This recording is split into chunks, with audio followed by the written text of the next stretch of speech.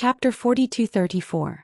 When the people of the 5 clans learned that Kenshin had taken action, they were excited and filled with joy and anticipation. As for Martial Blood Prison and the God Kings and generals under him, their expressions changed drastically. Deep worry and anxiety appeared in their eyes. As God King experts, they obviously knew the power of the sword flashes and lightning pillars.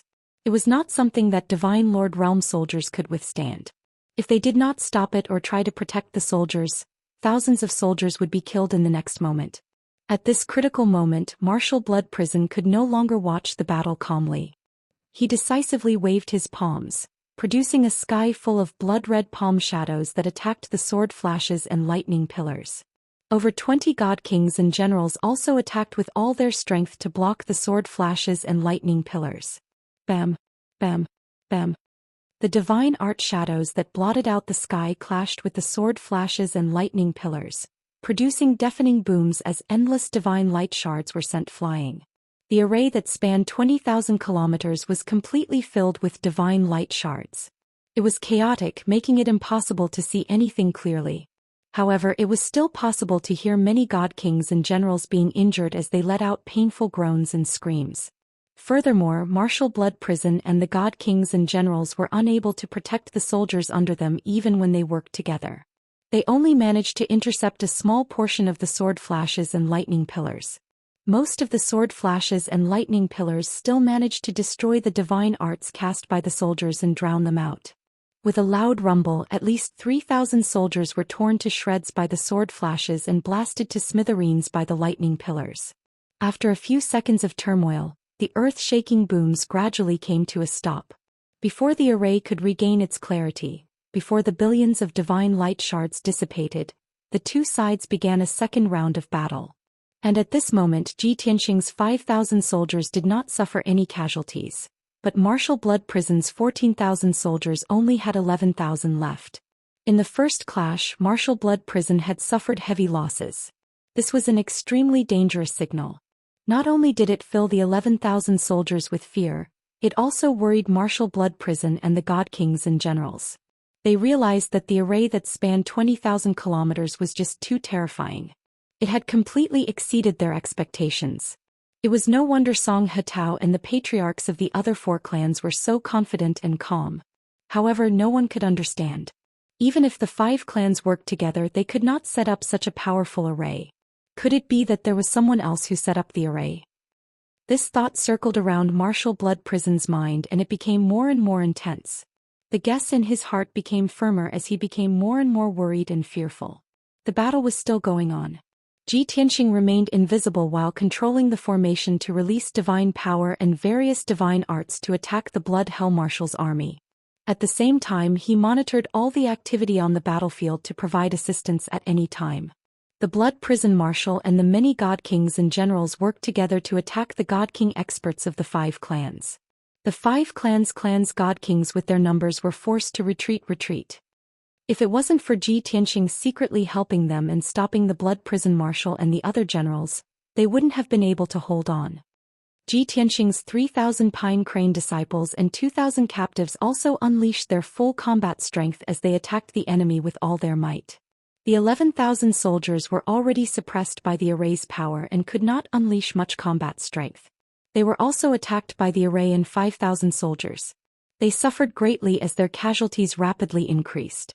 At such a dangerous moment, they hoped that Martial Blood Prison and the God Kings could help and protect them. Unfortunately, Martial Blood Prison, the God Kings, and the generals could barely fend for themselves. How could they have the strength to care about them? Under such circumstances, it was obvious what the outcome of the battle would be. The defeat of Martial Blood Prison's side was only a matter of time. Many people were aware of this, but the reactions of both sides were different. Ji Tianxing's soldiers became braver as they fought. Their morale soared and they were in high spirits. This was especially so for the 4 clans' patriarchs and elders. This was the first time they were fighting alongside Kenshin. In the past, they had only heard of how powerful Kenshin was and how he was famous and awe-inspiring. Now that they had seen Kenshin's methods with their own eyes, they knew what it meant to be able to defeat 1,000,000 soldiers alone. They watched as Kenshin secretly attacked and casually cast spells. He beat up martial blood prison and the god kings until the sky was spinning and the earth was spinning and they were riddled with injuries. The four patriarchs were secretly excited and glad. They thought that if the situation continued to develop, it would not be long before Kenshin could take over Yudu and unify the entire Reincarnation Island. On the other side, the soldiers under martial blood prison were suffering severe casualties as their numbers decreased sharply. The soldiers' morale continued to decline, and their fighting spirit became weaker and weaker. There were even many soldiers who kept retreating. It was a pity that the surrounding 20,000 miles were sealed by the array. No matter where they retreated, they could not escape the suppression of the array. They could not escape death in the end. Martial blood prison and the 20-odd god kings and generals were burning with worry. They watched as the soldiers under their command dwindled, but they were anxious and helpless. Half an hour passed. The intense battle lasted for so long before it finally eased up. Out of the 5,000 soldiers under Xianxia, more than 300 were sacrificed, and more than 400 were severely injured. Those who were severely injured retreated from the array and went far away to recuperate. The 4,200 people who were still participating in the battle were also exhausted. Their divine power was severely depleted. However, the soldiers under martial blood prison ended up in an even more miserable state. At this time, the number of soldiers in the army had been reduced to about 6,000. In the past hour, 5,000 soldiers had been killed. The grassland within 20,000 miles had long been reduced to ruins. Corpses and divine weapon fragments could be seen everywhere. In addition, 6 of the 9 divine warships had been destroyed. The remaining 3 were also riddled with injuries and were not far from collapsing. Martial blood prison was also riddled with injuries from Ji Tianxing's attacks. He was covered in blood and looked very wretched. If it were anyone else, they would have thought that the power of the array had injured him to this extent. However, he knew that this was definitely not the doing of the array. There was a strong practitioner secretly casting spells to deal with him. Although martial blood prison was still not completely sure that the strong practitioner hiding in the dark was Kenshin. What he was certain of was that the strong practitioner was most likely a peak god king. This conclusion made his heart palpitate and anxious. Looking at the situation on the battlefield, he knew that this battle was bound to be lost. Hence, he no longer harbored any thoughts of getting lucky and decisively gave the order to break out. Of course, breaking out was also particular about method and strategy. The 6,000 soldiers continued to fight a bloody battle. He personally led more than a dozen god kings to crack the array first. Only by cracking open a gap in the array would they have a chance to escape. The moment martial blood prison gave the order, those dozen god kings carried out the order without hesitation, following him to crack the array. Because those dozen god kings who were severely injured had long wanted to retreat. However, without martial blood prison giving the order, they did not dare to retreat without permission. Chapter 42-35. Although the Blood Hell Marshal's every step was slow and steady, and his plans were very meticulous. Unfortunately, Ji Tianxing was the overlord of this grand formation that covered an area of 20,000 kilometers. He was constantly monitoring everything that happened in the array. The Blood Hell Marshal and the dozen godly kings' actions naturally could not escape his sharp eyes. Without waiting for the Blood Hell Marshal and the dozen godly kings to observe the structure of the array, he controlled the array to release terrifying divine power and destructive divine art shadows. Bam, bam, bam, rumble. A series of dull explosions erupted as dazzling divine light burst out. The dozen godly kings were blown off their feet as blood spurted out of their orifices. The Blood Hell Marshal was also blown back and he looked even more miserable. Such an outcome made the Blood Hell Marshal even more certain that the expert who was hiding in the dark was definitely a peak godly king. The dozen godly kings also reacted. After seeing the clues, they revealed shocked and worried expressions. Damn it! This is definitely not the array's automatic counterattack. The array is an inanimate object. How can it be like it has eyes? There must be an expert controlling the array and watching our movements at all times. I can be sure that it's not Song Hetao, nor the patriarchs of the 4 clans. Apart from the 5 of them, who else can control the array? In other words, there's an expert controlling the array in the dark and has never shown himself. Then who could it be? When everyone guessed this possibility, the same thought involuntarily flashed through their minds. Could it be Kenshin? Once they thought that this array was set up by Kenshin and that Kenshin was very likely to be in the array, hiding in the dark and staring at them with a cold smile and murderous intent. Everyone shuddered. After such a shock, everyone's morale dropped even further. They were already trembling with fear and worry. Next, the situation returned to how it was before. The soldiers under the Blood Hell Marshal retreated in defeat as the number of casualties continued to increase. The Blood Hell Marshal and the many godly kings and generals thought of ways to attack the array, but they were unable to break through and break out of the encirclement. On the other hand, the experts of the 5 clans continued to press forward. The 4,000 Pine Crane disciples and captives were also slowly shrinking their encirclement. As time passed, the number of soldiers under the Blood Hell Marshal's command dwindled. Even the Divine King experts and generals were killed by Ji Tianqing one after another. Another hour later, the battle was nearing its end.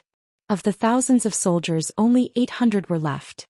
Their morale had completely collapsed. The 800-plus soldiers were bathed in blood, their clothes tattered, and they looked miserable to the extreme.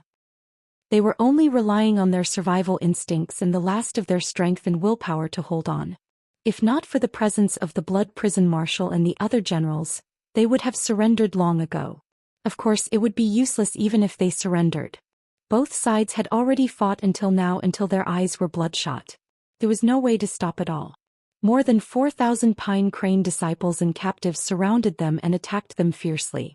It didn't take long for them to be wiped out, leaving no survivors.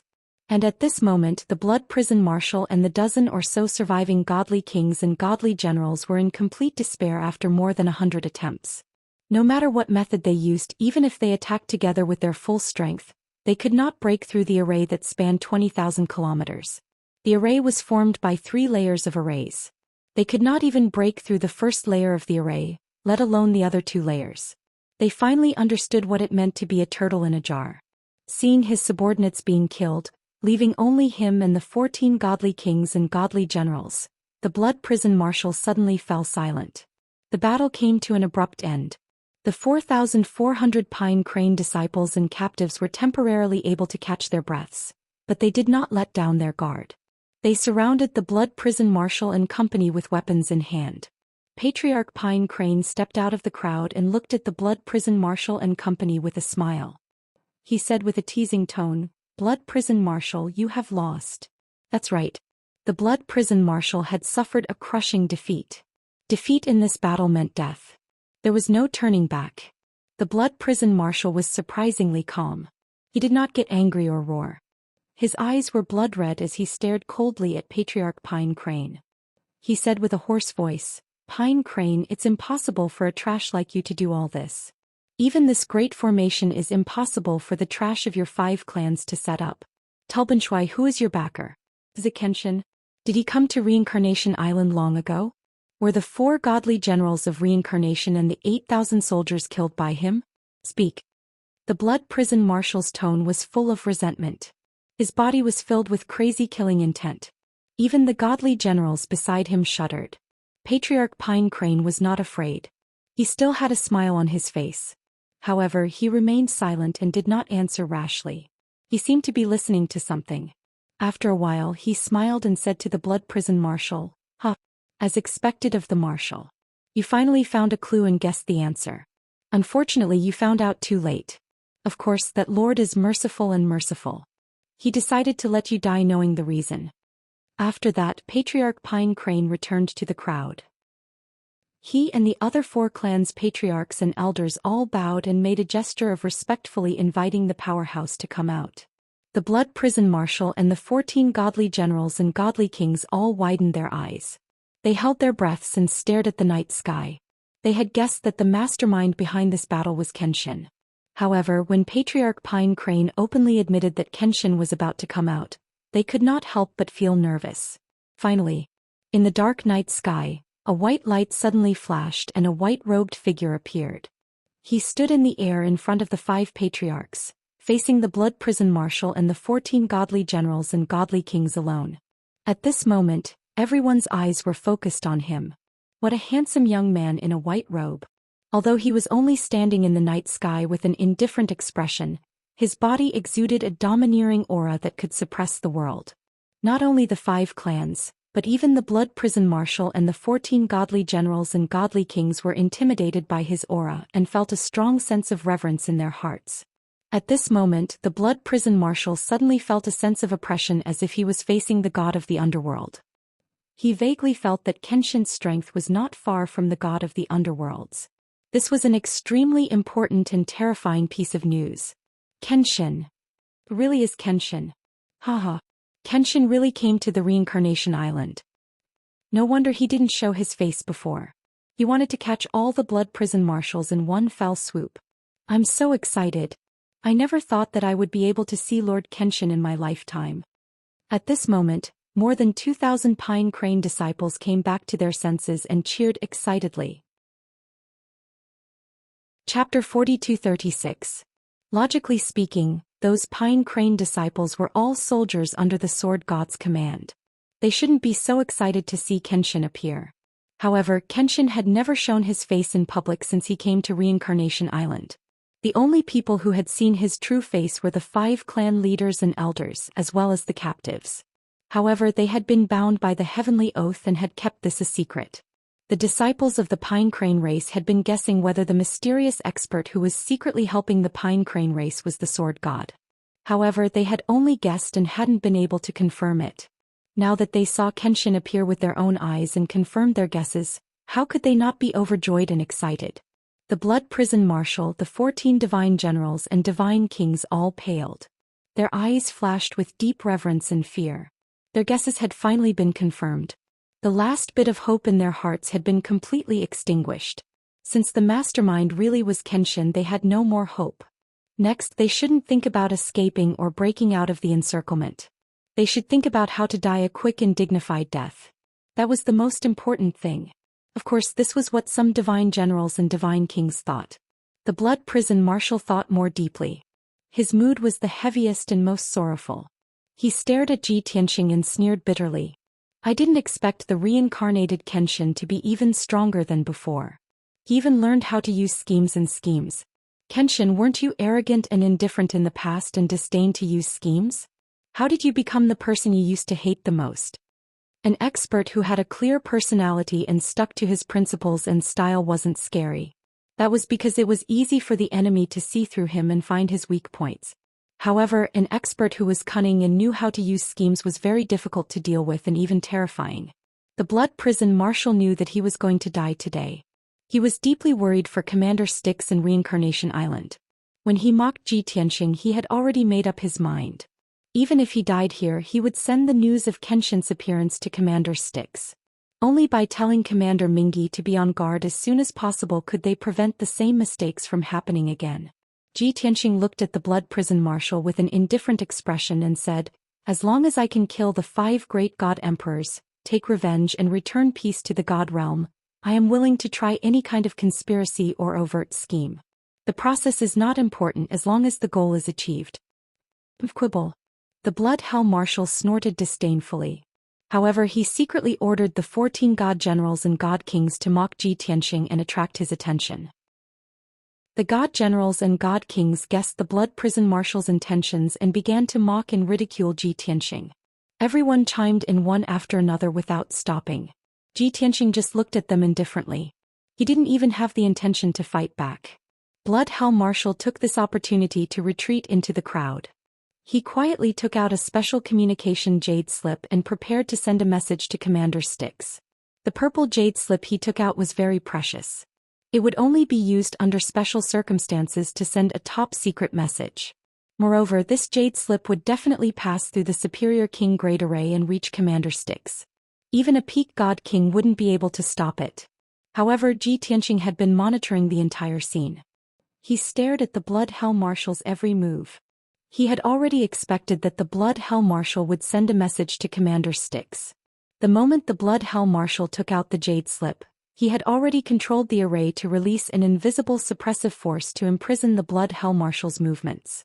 At the same time, he waved his palms and shot out a few dazzling sword lights that attacked the Blood Hell Marshal. "Since I have shown myself, I won't let you live. More so, I won't let you spread the news. Blood Prison Marshal, just give up." Swoosh swoosh swoosh.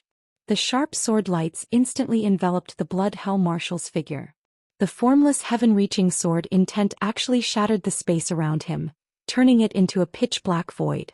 The dozen god generals and god kings were only a few hundred feet away from him, but they were no longer in the same space. The Blood Hell Marshal's expression changed drastically. He subconsciously unleashed all his strength and condensed a protective divine light to block the sword lights. At the same time, he entered information into the jade slip as fast as he could. Time was too tight.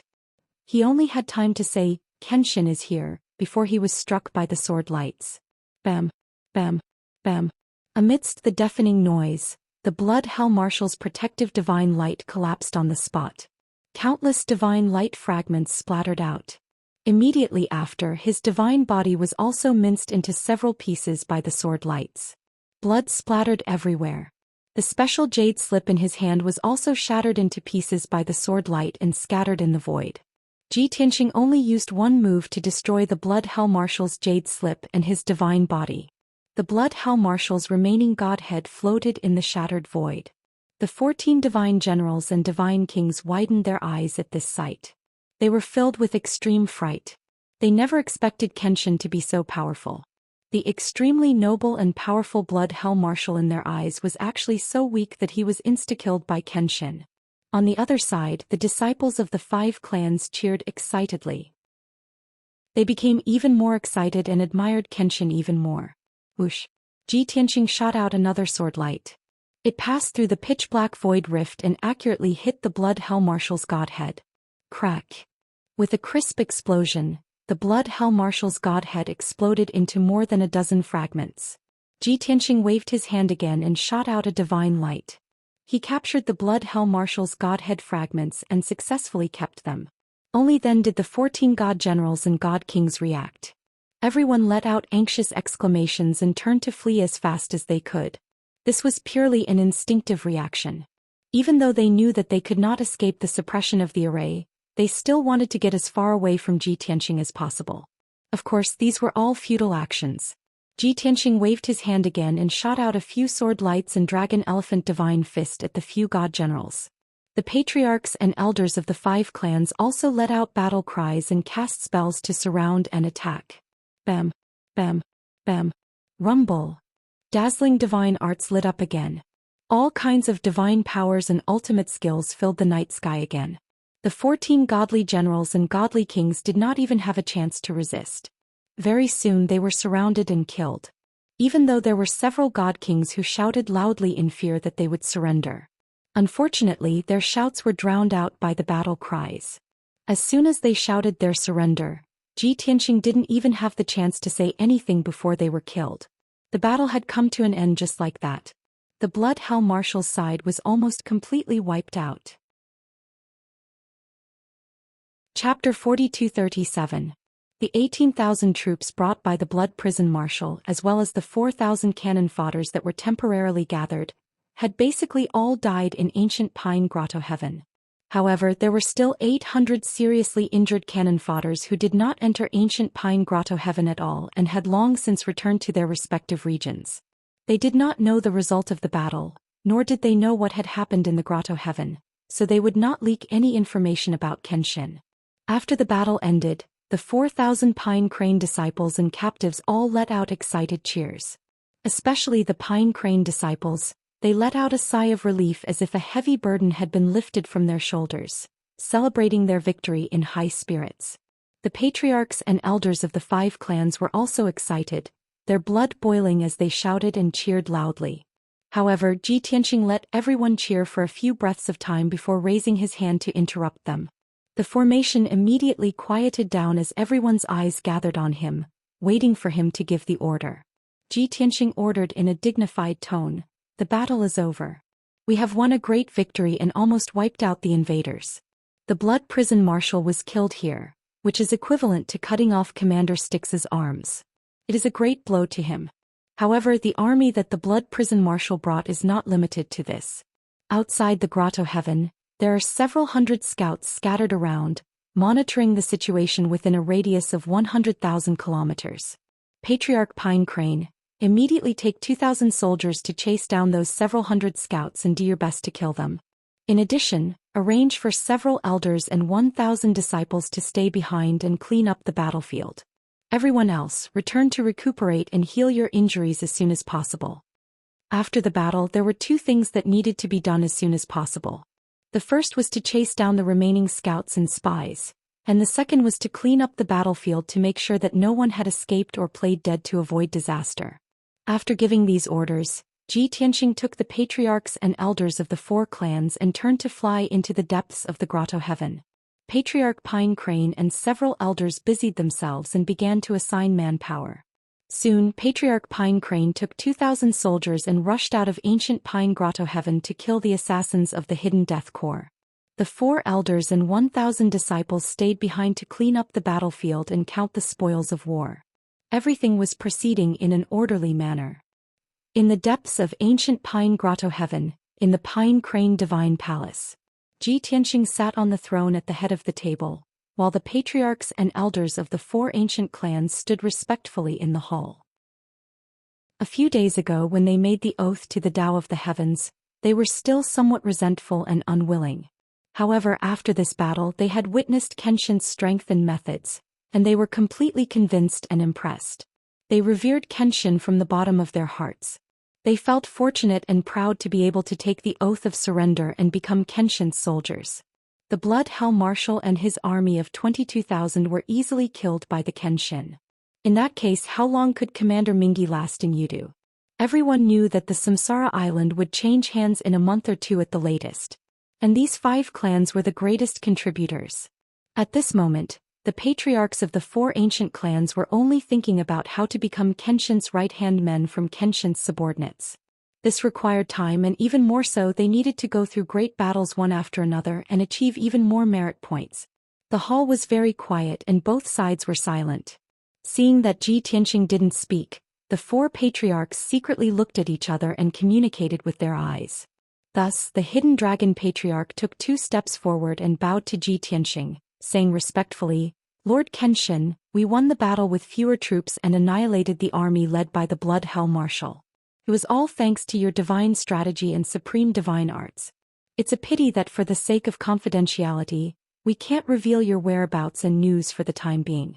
However, we don't dare to be greedy for this merit, nor do we dare to be praised by the people of Samsara Island.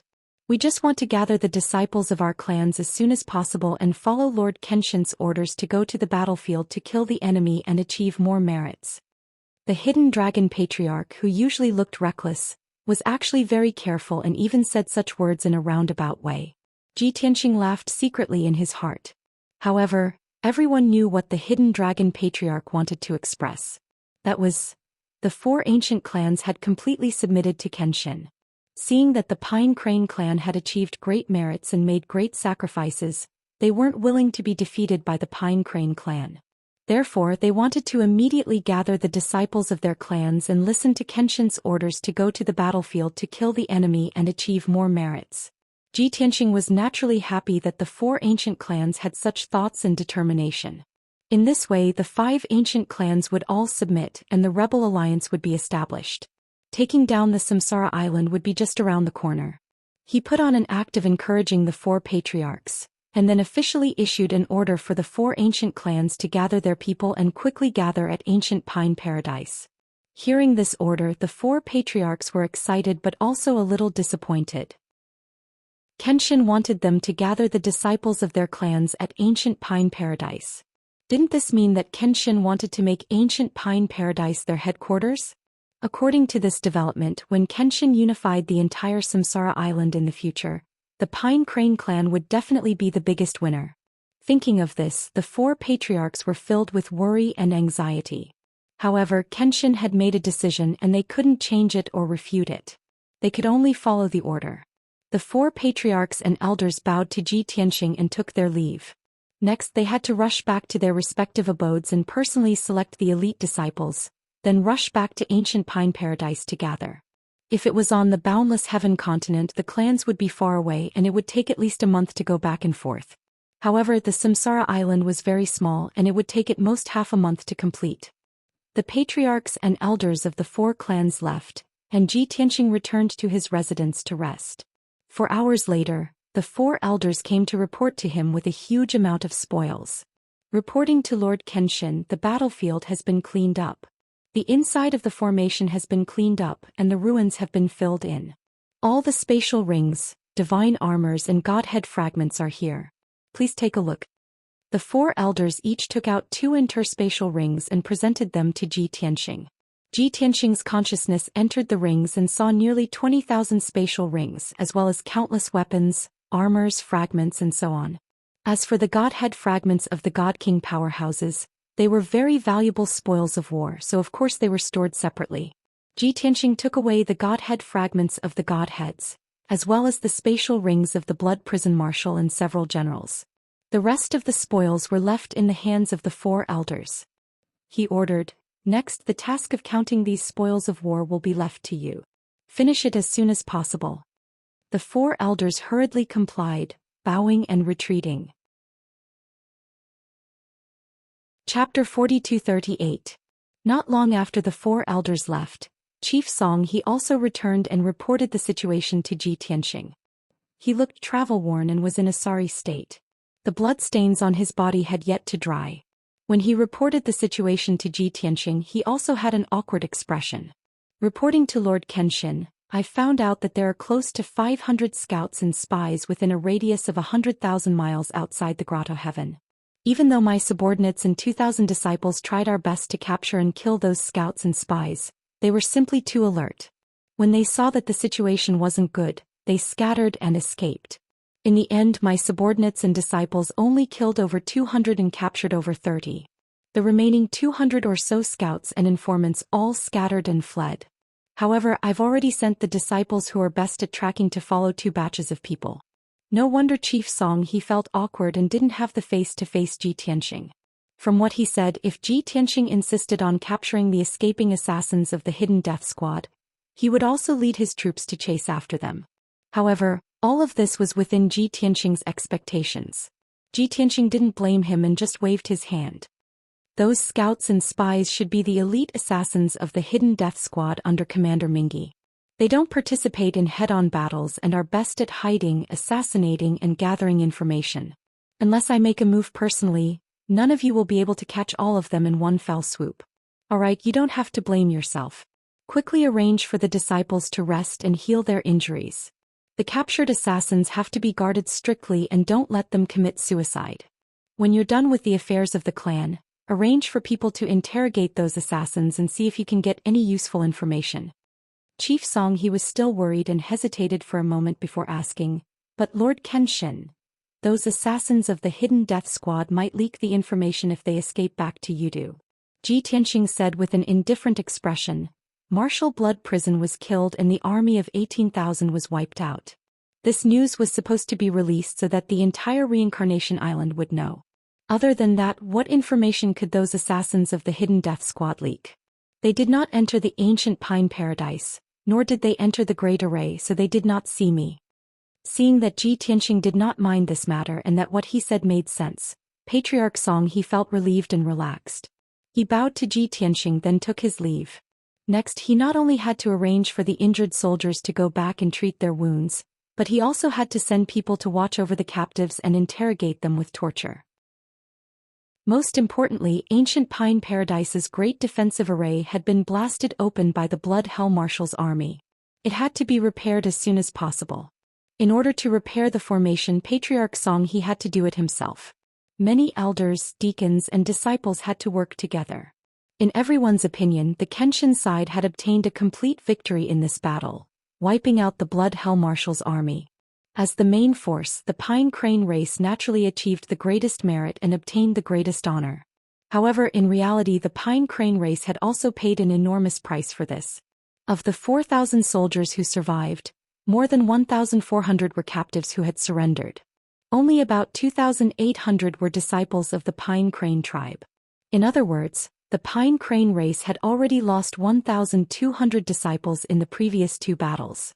These 2 battles were only the beginning of the Rebel Alliance's conquest of Reincarnation Island. There would definitely be many more battles in the next few months. Patriarch Song he did not know how many more Pine Crane disciples would have to be sacrificed. However, since he had made the choice to follow the Kenshin against the Styx Marshal and the Blood Hell Marshal, no matter how great the price he had to pay or how many disciples he had to sacrifice, he would walk down this path unswervingly. A day later, ancient Pine Paradise returned to peace. The 4 elders in charge of counting the spoils of war finally completed their task with the help of dozens of disciples.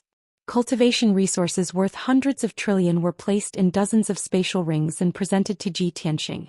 Zhi Tianxing temporarily accepted these spoils of war, but he had no intention of using them. He planned to keep these spoils of war and distribute them to the 5 clans according to their merits after the battle. At this time, the Pine Crane disciples and the captives who were more seriously injured entered a state of healing. Patriarch Song he did not have time to heal his injuries. He quickly gathered a few elders and 10 attendants who were less seriously injured. He led thousands of disciples and began to repair the defense formation of the paradise. In addition, there were 2 elders and 8 attendants who were in charge of guarding and interrogating the dozens of captured assassins of the Hidden Death Group. The news that the Blood Prison Marshal had been beheaded, and the 18,000 soldiers and 4,000 soldiers that had been temporarily gathered had all been killed in the ancient Pine Paradise had also been released by the 5 clans. Everything was proceeding in an orderly manner. There was nothing for Zhi Tianxing to worry about. He stayed in a quiet house and meditated for an entire day. Seeing that Patriarch Song he had taken care of all the affairs, he entered the Jutian 10 Absolutes Pagoda at ease and went to the distorted space to cultivate. He first checked the Blood Hell Marshal's spatial ring and sorted out the cultivation resources and wealth inside. Next, he spent a few days refining the fragments of the Blood Hell Marshal's godhead and absorbing his memories. Speaking of which, the 2 Pine Crane elders had interrogated the dozens of assassins of the Hidden Death Group through torture. He had obtained more secrets from refining the fragments of the Blood Hell Marshal's godhead. As one of the people in power on Reincarnation Island, the Blood Hell Marshal knew it like the back of his hand.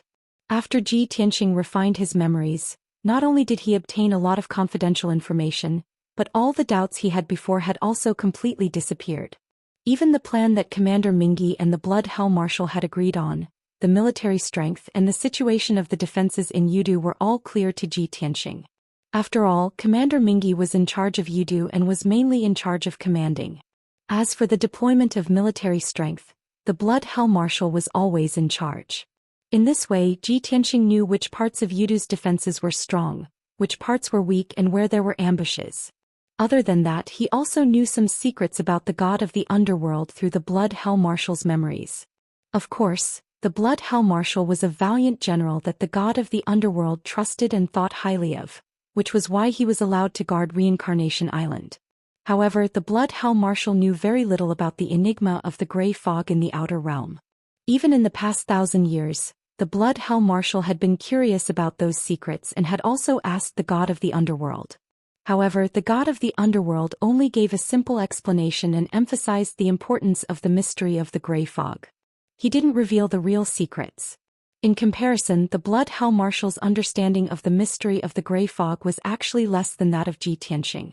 Bookhouse Reading Website. Chapter 4239. Although he didn't get the secret of the gray fog from the Blood Hell Marshal's soul memory. But Zhi Tianxing wasn't disappointed. Anyway, he had investigated for so long and roughly knew what was going on with the gray fog. As for the specific situation, he would naturally go to the depths of the void in the future and investigate it himself. The most important thing now was to conquer the Reincarnation Island and control the entire God realm. At the same time, more than 200 assassins of the Hidden Death Group who escaped the pursuit sent back the news that the Blood Hell Marshal's army was ambushed and the situation seemed to be bad. Although they didn't enter the ancient Pine Grotto Heaven and didn't know the specific situation. But they lost contact with the Blood Hell Marshal and the many god generals and were pursued by the Pine Crane clan. This was enough to prove that the Blood Hell Marshal had been defeated, and that the 18,000 soldiers were likely to have perished. In the Yudu city, Commander Mingyi, many god king powerhouses, and the 18 domain lords had been patiently waiting for the news. Although everyone was very confident in the Blood Hell Marshal and believed that he would win this battle. But in everyone's heart, there was a trace of speculation about Kenshin, so they were still a little nervous. If they didn't get the exact news of the Blood Hell Marshal's victory, They couldn't really be at ease. Finally, the assassins of the Hidden Death Group sent back the news. The God Generals and the leader of the Hidden Death Group who received the Jade Scroll didn't even have time to check the content of the message before sending it to Commander Mingi. Commander Mingi took the Jade Scroll with anticipation, but when he saw the content of the report in the Jade Scroll, he was stunned on the spot. Immediately, the smile on his face stiffened and gradually became cold, and his body burst out with towering anger and murderous intent. This is impossible. The Grand Marshal personally led the army and he has always been cautious. How could he be ambushed and defeated? In a rage, Commander Mingi smashed the communication Jade Scroll with a slap. He was so angry that his face turned black and his body was trembling. The leader of the Hidden Death Group and several God Generals were also dumbfounded. They all widened their eyes in horror and couldn't believe the news. Commander Dark River had smashed the transmission slip, but the transmission slip had been shattered. But more than 200 assassins of the Hidden Death Group scattered and fled, and many of them sent back messages to report the battle situation. As a result, in the next hour, the leader of the Hidden Death Group received dozens of communication Jade Scrolls. The contents of each Jade slip were roughly the same. As such, the commander of the Secret Killer Alliance, the godly generals, godly kings, and domain lords had no choice but to accept this cruel reality. For a moment, the huge conference hall was filled with a heavy and oppressive atmosphere. Everyone's heart was heavy. Commander Styx was silent for a long time. It wasn't until 2 hours later that he gradually suppressed his anger and killing intent, and his emotions calmed down. Immediately try to contact the Grand Marshal and those soldiers. We must find out the truth.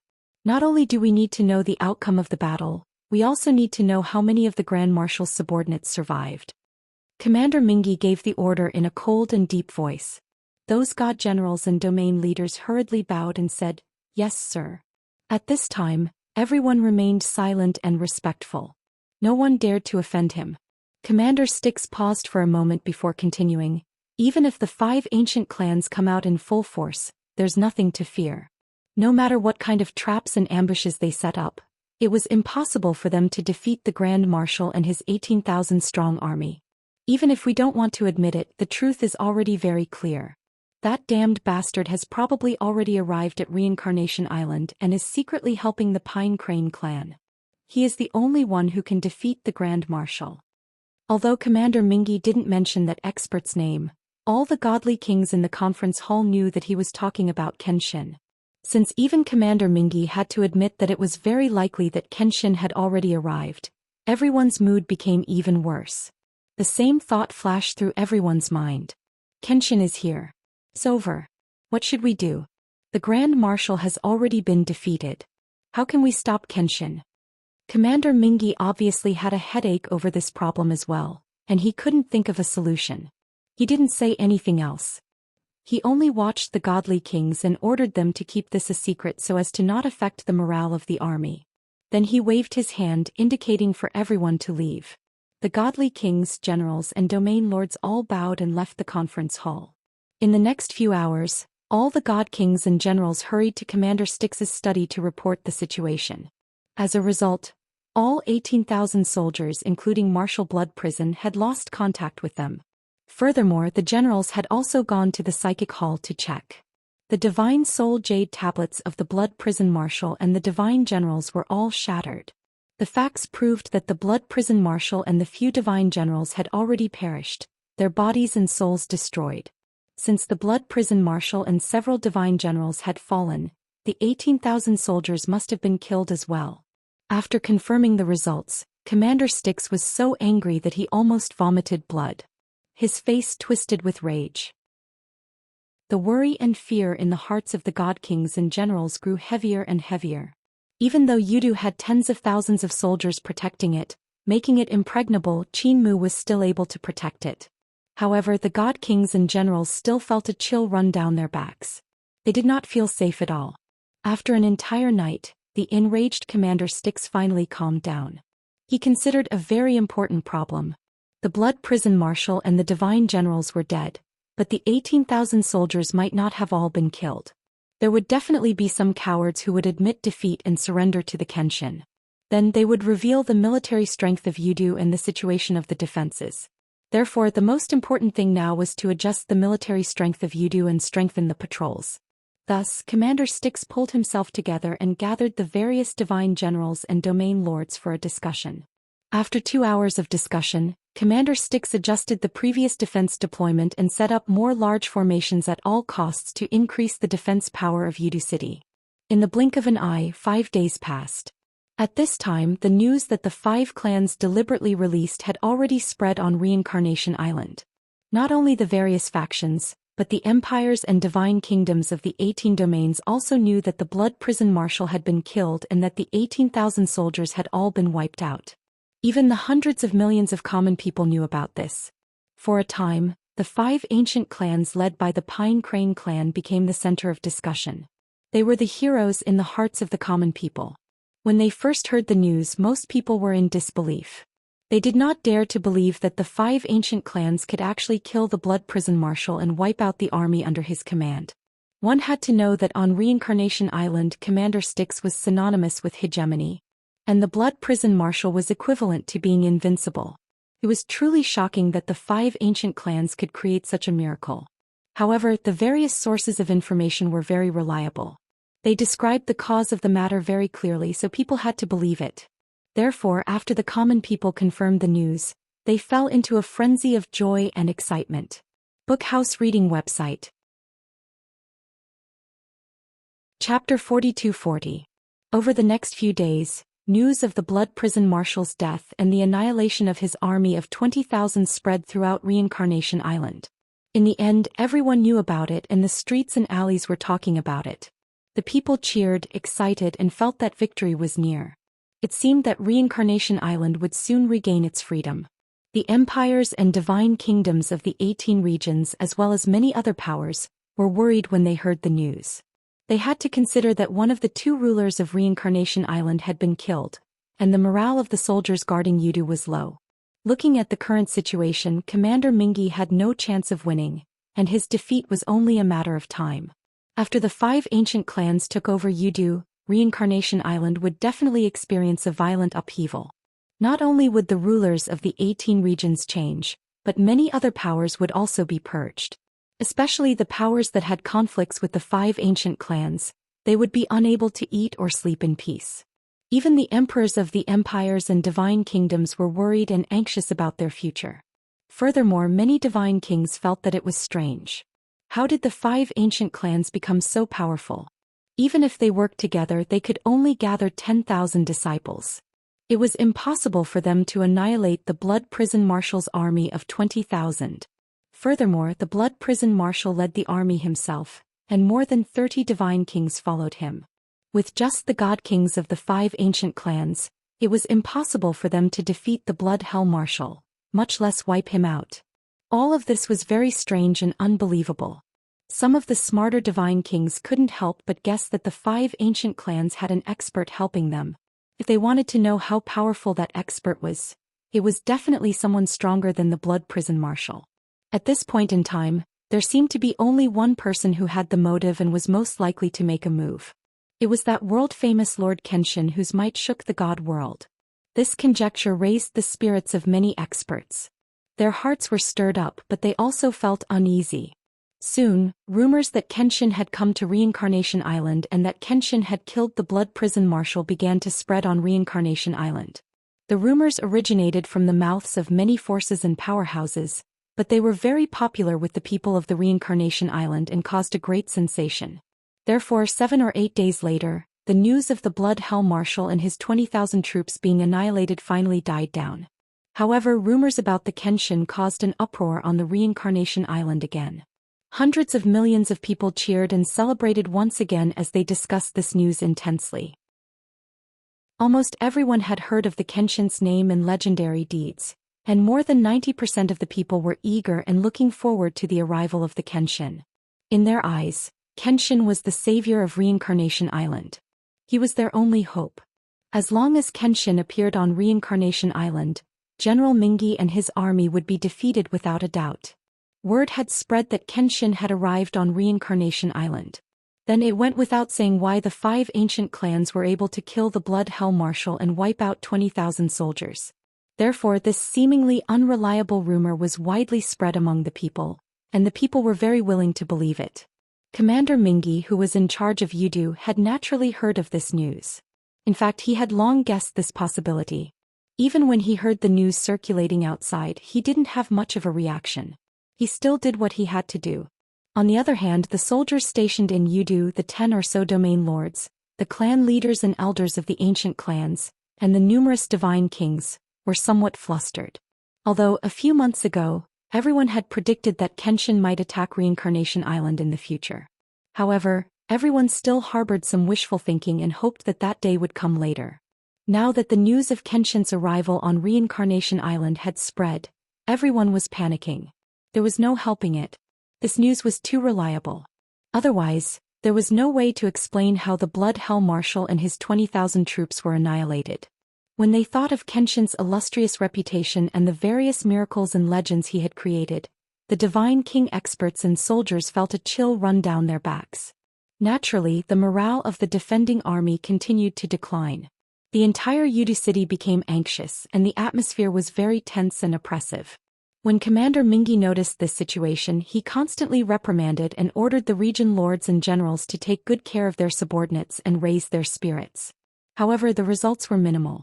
The tens of thousands of soldiers were still dispirited and anxious. 10 days passed.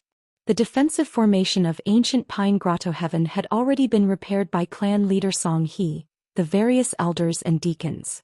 The disciples and captives of Pine Crane clan were all in seclusion to heal their injuries and preserve their strength, waiting for the next battle. On the other side, the patriarchs of the 4 ancient clans would report their movements to Ji Tianqing every few days. They had already returned to their respective cave abodes. They had already selected more than 2,000 disciples and were preparing to rush to ancient Pine Grotto Heaven. After about 8 days, they would gather at ancient Pine Grotto Heaven. At the same time, Nangong Nihuang, Nangong Ao, and the others also replied to Ji Tianqing and reported the progress of their mission. A few days ago, not long after the battle ended, Ji Tianqing gave them an order and assigned them a mission. Ji Tianqing's next plan was to lead an army of more than 10,000 people from the 5 ancient clans to conquer the 18 regions one by one before finally attacking Reincarnation Island. However, before that, he had to make the situation on Reincarnation Island more chaotic. At the same time, he had to put some pressure on the 18 domain lords stationed in Yudu. He asked Nangong Nihuang, Nangong Ao, Zhan Wudi, Lon Kai, and Yuchi Po to use disguise techniques to sneak into the secret places of the various regions and use concealment and assassination methods to create chaos. If they could sneak into the domain lord's manor and assassinate some of the guards, that would be the best. In short, he had to make the various regions chaotic. The 18 domain lords stationed in Yudu would definitely be worried when they learned that their territories were in trouble. Perhaps they would not dare to leave Yudu because of Commander Mingi's authority and orders. However, there would definitely be animosity and conflict between them and Commander Mingi. In short, Ji Tianqing gave this mission to the 5 young god kings and let them do whatever they wanted. In the past 2 days, he received replies from Nangong Ao and the others, and the results were surprisingly good. The 5 young god kings used various methods to create chaos in various regions. They even killed over a dozen generals and commanders. Nangong Ao was the boldest. He even sneaked into the domain lord's manor of a certain region and pretended to be the captain of the guards. Not only did he kill 2 generals, but he also destroyed the treasury of the domain lord's manor, causing chaos in the entire domain lord's manor. Thousands of guards who stayed behind to guard the manor attacked each other. It was very lively. In this way, several regions were in chaos. After the news spread, it quickly reached Yudu City. Chapter 42-41. The outstanding performance of the 5 young divine kings won Ji Tianqing's affirmation and praise. They enjoyed it very much and continued to wreak havoc in other regions as if they were tireless.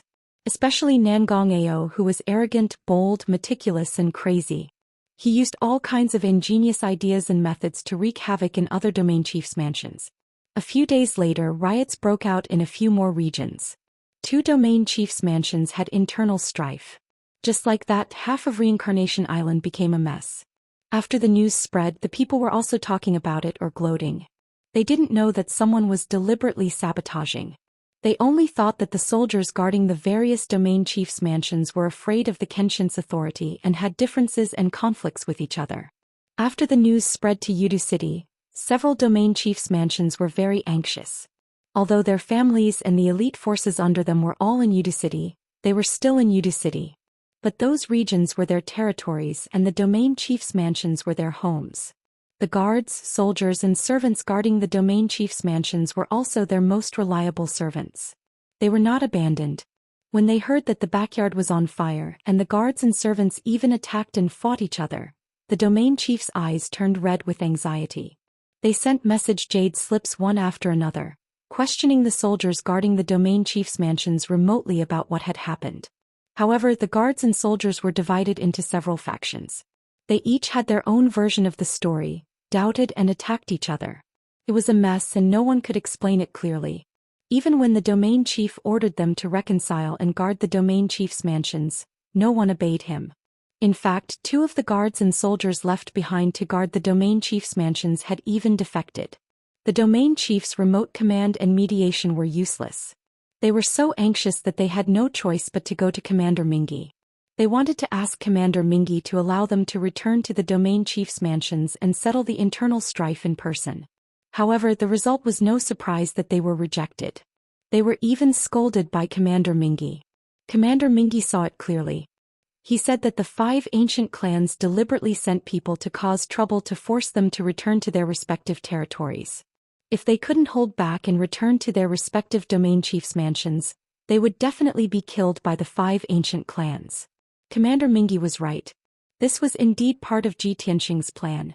If any domain chief left Yudu and rushed back to his domain chief's mansions, Ji Tianxing would definitely rush over and subdue him. Commander Mingi also wanted to scare the domain chief, so he said subdue him instead of kill. As expected, those territorial lords were intimidated. Since it was more important to save their own lives, they naturally did not dare to return to the territorial lord's manor. However, they were unwilling to accept this and asked Commander Mingi what should they do. Were they supposed to watch the guards and soldiers who stayed behind to guard the domain chief's manor fight among themselves, then betray and kill each other? If that was the case, the entire domain chief's manor would be in chaos. Wouldn't it collapse on its own? Commander Mingi did not answer the question directly. Instead, he avoided the topic and patiently tried to enlighten the domain masters. In short, what he wanted to express was that he wanted the few domain lords to guard Yudu City with peace of mind and prioritize Yudu City. As for their domain chief's manor and territories, they could only give up on them for the time being. After all, Yudu City had to be protected. As long as they won, the territories of the various region lords would still be there. If Yudu City fell and they were defeated, all 18 regions would fall. There was no chance for them to survive. The domain lords weren't fools. They quickly figured out the logic and understood Commander Mingi's intentions. Even though they felt uncomfortable, there was nothing they could do. They could only obey Commander Mingi's orders and stay in Yudu City obediently. As for the chaos in their own territories and the domain chief's manor, they were powerless to stop it and could only let it happen. In the blink of an eye, another 10 days passed. 20 days had passed since the Blood Prison Marshal and his army of 20,000 had been wiped out. The Reincarnation Island was still bustling with noise and excitement. Hundreds of millions of people were still discussing all kinds of news. Nangong Nihuang, Nangong Ao, and the others were still running around the various domains, trying their best to cause chaos and destruction, trying to make the 18 domains fall into chaos. The patriarchs and elders of the 4 ancient clans also brought their carefully selected elite disciples to gather at ancient Pine Grotto Heaven. The 4 patriarchs had contacted each other and discussed in private. The number of disciples that each patriarch would select was around 2,500. The total number of disciples of the 4 ancient clans was exactly 10,000. By doing this, they could show the 4 ancient clans' support for the Kenshin and their determination to follow the Kenshin into battle. They could also leave thousands of clansmen behind to have enough strength to protect the grotto mansions and homes of the various clans.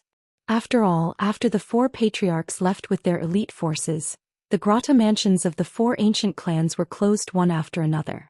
The clansmen who stayed behind no longer went in and out. Relying on the defensive formation of the grotto heaven, they were not afraid of being invaded. Unless Commander Mingi led an army to attack, no one could break through. Early in the morning, the patriarchs and elders of the 5 ancient clans gathered in the conference hall. Ji Tianxing sat on the throne at the head of the table and listened to the reports of various intelligence. He was quite satisfied with the efficiency and determination of the 4 ancient clans. After reporting the news, the patriarchs of the 4 ancient clans all asked Ji Tianxing to go to war. They couldn't wait to participate in the battle and make a name for themselves. Therefore Ji Tianxing said to everyone, "The time is ripe. Our military strength is sufficient, and the public opinion and reputation of the people have also reached the peak. Now is the time when our rebel alliance's reputation is at its peak. Of course, it is the best time to go to war. Patriarch Pine Crane, choose 1,000 disciples today and prepare to follow the army." Since the 4 ancient clans had sent out 2,500 people, the Pine Crane race naturally had to send out the same number of people. However, there were still about 1,500 captives who had pledged loyalty to Ji Tianxing. After recuperating, they had recovered more than half of their combat strength. Therefore, the Pine Crane race only needed to send out 1,000 disciples. Patriarch Pine Crane also understood that this was the Kenshin taking care of the Pine Crane race. He was very grateful and hurriedly bowed to accept the order. Then Ji Tianxing said to everyone, "The number of soldiers that can be mobilized under our alliance will reach 12,500 people. It is more than enough to conquer the various domains. After all, the domain lords and elite forces of the 18 domains have already gathered in Yudu City. Therefore I have decided to split into 2 groups and conquer the 18 domains as quickly as possible. Clear out all the domain lord manors, disband the forces under the domain lords and seal the 18 domain lord manors." Considering that the 18 domain lords were in Yudu City and the various domain lord manors were leaderless and could not be conquered, Ji Tianxing gave this order. However, the patriarchs were all tempted. Someone could not help but suggest, "Lord Kenshin, the 18 domain lords will die sooner or later. Why don't we conquer the various domains, occupy the domain lord manors and choose a new domain lord?" Bookhouse Reading Website. Chapter 42-42. Everyone was well aware of the intentions of those few patriarchs. They wanted to take advantage of this opportunity to divide the 18 districts of the Reincarnation Island and take control of them. After all, there were only 5 of them under the command of the Kenshin. The new domain lord would definitely be chosen from among them. Other than this, there was no better choice. The chiefs were looking forward to it, thinking that they would get what they wanted. Unexpectedly, Ji Tianxing decisively rejected this proposal. "There are still tens of thousands of soldiers guarding the Yudu city. We only have 12,500 people, which is already pitifully small. If we occupy the 18 district masters' manors, we will definitely spread out more power. At that time I will take a few thousand people to attack the Yudu city. Do you want me to let a few thousand soldiers face tens of thousands of enemies? The war has just begun and the outcome is still unknown. Please put away your little thoughts." Ji Tianxing didn't give any face to the patriarchs and directly exposed their thoughts. Immediately, the patriarchs' faces were filled with awkwardness as they retreated with embarrassed smiles. Next, Ji Tianxing announced the decision to divide the troops. He would personally lead an army to surround the 9 regions around Yudu City, conquering and clearing them one by one. This army was composed of the Hidden Dragon tribe of the Yinlong domain and the Kuei tribe of the Kuei Mountain domain, totaling 5,000 people. The other army was led by Pine Crane tribe, Quicksand tribe and Fong tribe. The 7,500 soldiers were led by Pine Crane tribe, Quicksand tribe and Fong tribe. Although there was a difference in numbers between the 2 armies, the Hidden Dragon tribe and Kuei tribe agreed happily to follow Ji Tianxing. Most importantly, the chiefs of the Hidden Dragon tribe and Kuei tribe were 2 troublemakers. One was straightforward and hot-tempered, while the other was more scheming. Ji Tianxing had to lead them personally to ensure that there would be no accidents. The Pine Crane clan's loyalty to him was obvious to all. Quicksand tribe and Fong tribe were also more obedient and rarely provoked trouble. It was also easier to let the disciples of these 2 tribes follow the Pine Crane tribe and accept the command of Pine Crane tribe. The meeting ended like this. Ji Tianxing waved his hand to dismiss everyone and ordered them to set out in 8 hours. In the evening, the sun was setting in the west. The 12,500 soldiers of the 5 clans rode on 5 different divine ships and sailed out of ancient Pine Grotto in a grandiose manner. White dragons steered the god-slaying battleship, carrying Zhi and led the battleships of the Hidden Dragon clan and the Kuei clan towards the north at lightning speed. Patriarch Song he led the disciples of the Quicksand clan and the Fong clan in a fleet of 3 divine warships and flew toward the southwest. Zhi Tianxing's goal and mission was to subdue the 9 regions in the inner circle with Yudu City as the center. The goal of the Pine Crane clan, Quicksand clan and Fong clan was to conquer the 9 territories in the outer circle. In comparison, subduing the 9 regions in the outer circle would take more time and travel. As for the 9 regions in the inner circle, they had to endure even more dangers. They could be ambushed by the Nether River commander at any time. Several hours later, the fleet led by Patriarch Song he arrived at their first target, the Domain Chief's Manor in the Cypress Pine region. For 1,000 years, Patriarch Song he was known as a stubborn old man who refused to yield to the Nether River commander. The Domain Chief of the Cypress Pine region was the lackey and loyal servant of the Nether River commander. Therefore, the relationship between the Pine Crane clan and the Cypress Pine region commander was very strained. There were often conflicts and disputes. Countless times, the disciples of the Pine Crane clan had dreamed of trampling the Domain Chief's manor and killing the Cypress Pine region commander. Now their wish had finally come true. Although they couldn't kill the Cypress Pine region commander for the time being, they could still trample the Domain Chief's manor. The 3 divine warships arrived outside the Cypress Pine region commander's manor and arranged themselves in an attack formation in the sky. The Domain Chief's manor was in a grotto, and the entrance was guarded all year round. However, the Domain Chief's manor was closed after the Cypress Pine region commander rushed to Yudu with his elite forces. Naturally, the guards guarding the entrance of the Domain Master's mansion also withdrew into the cave. Seeing that the defense formation of the Domain Chief's manor was activated and the entrance was closed, there were no guards around. Patriarch Song he decisively ordered the attack.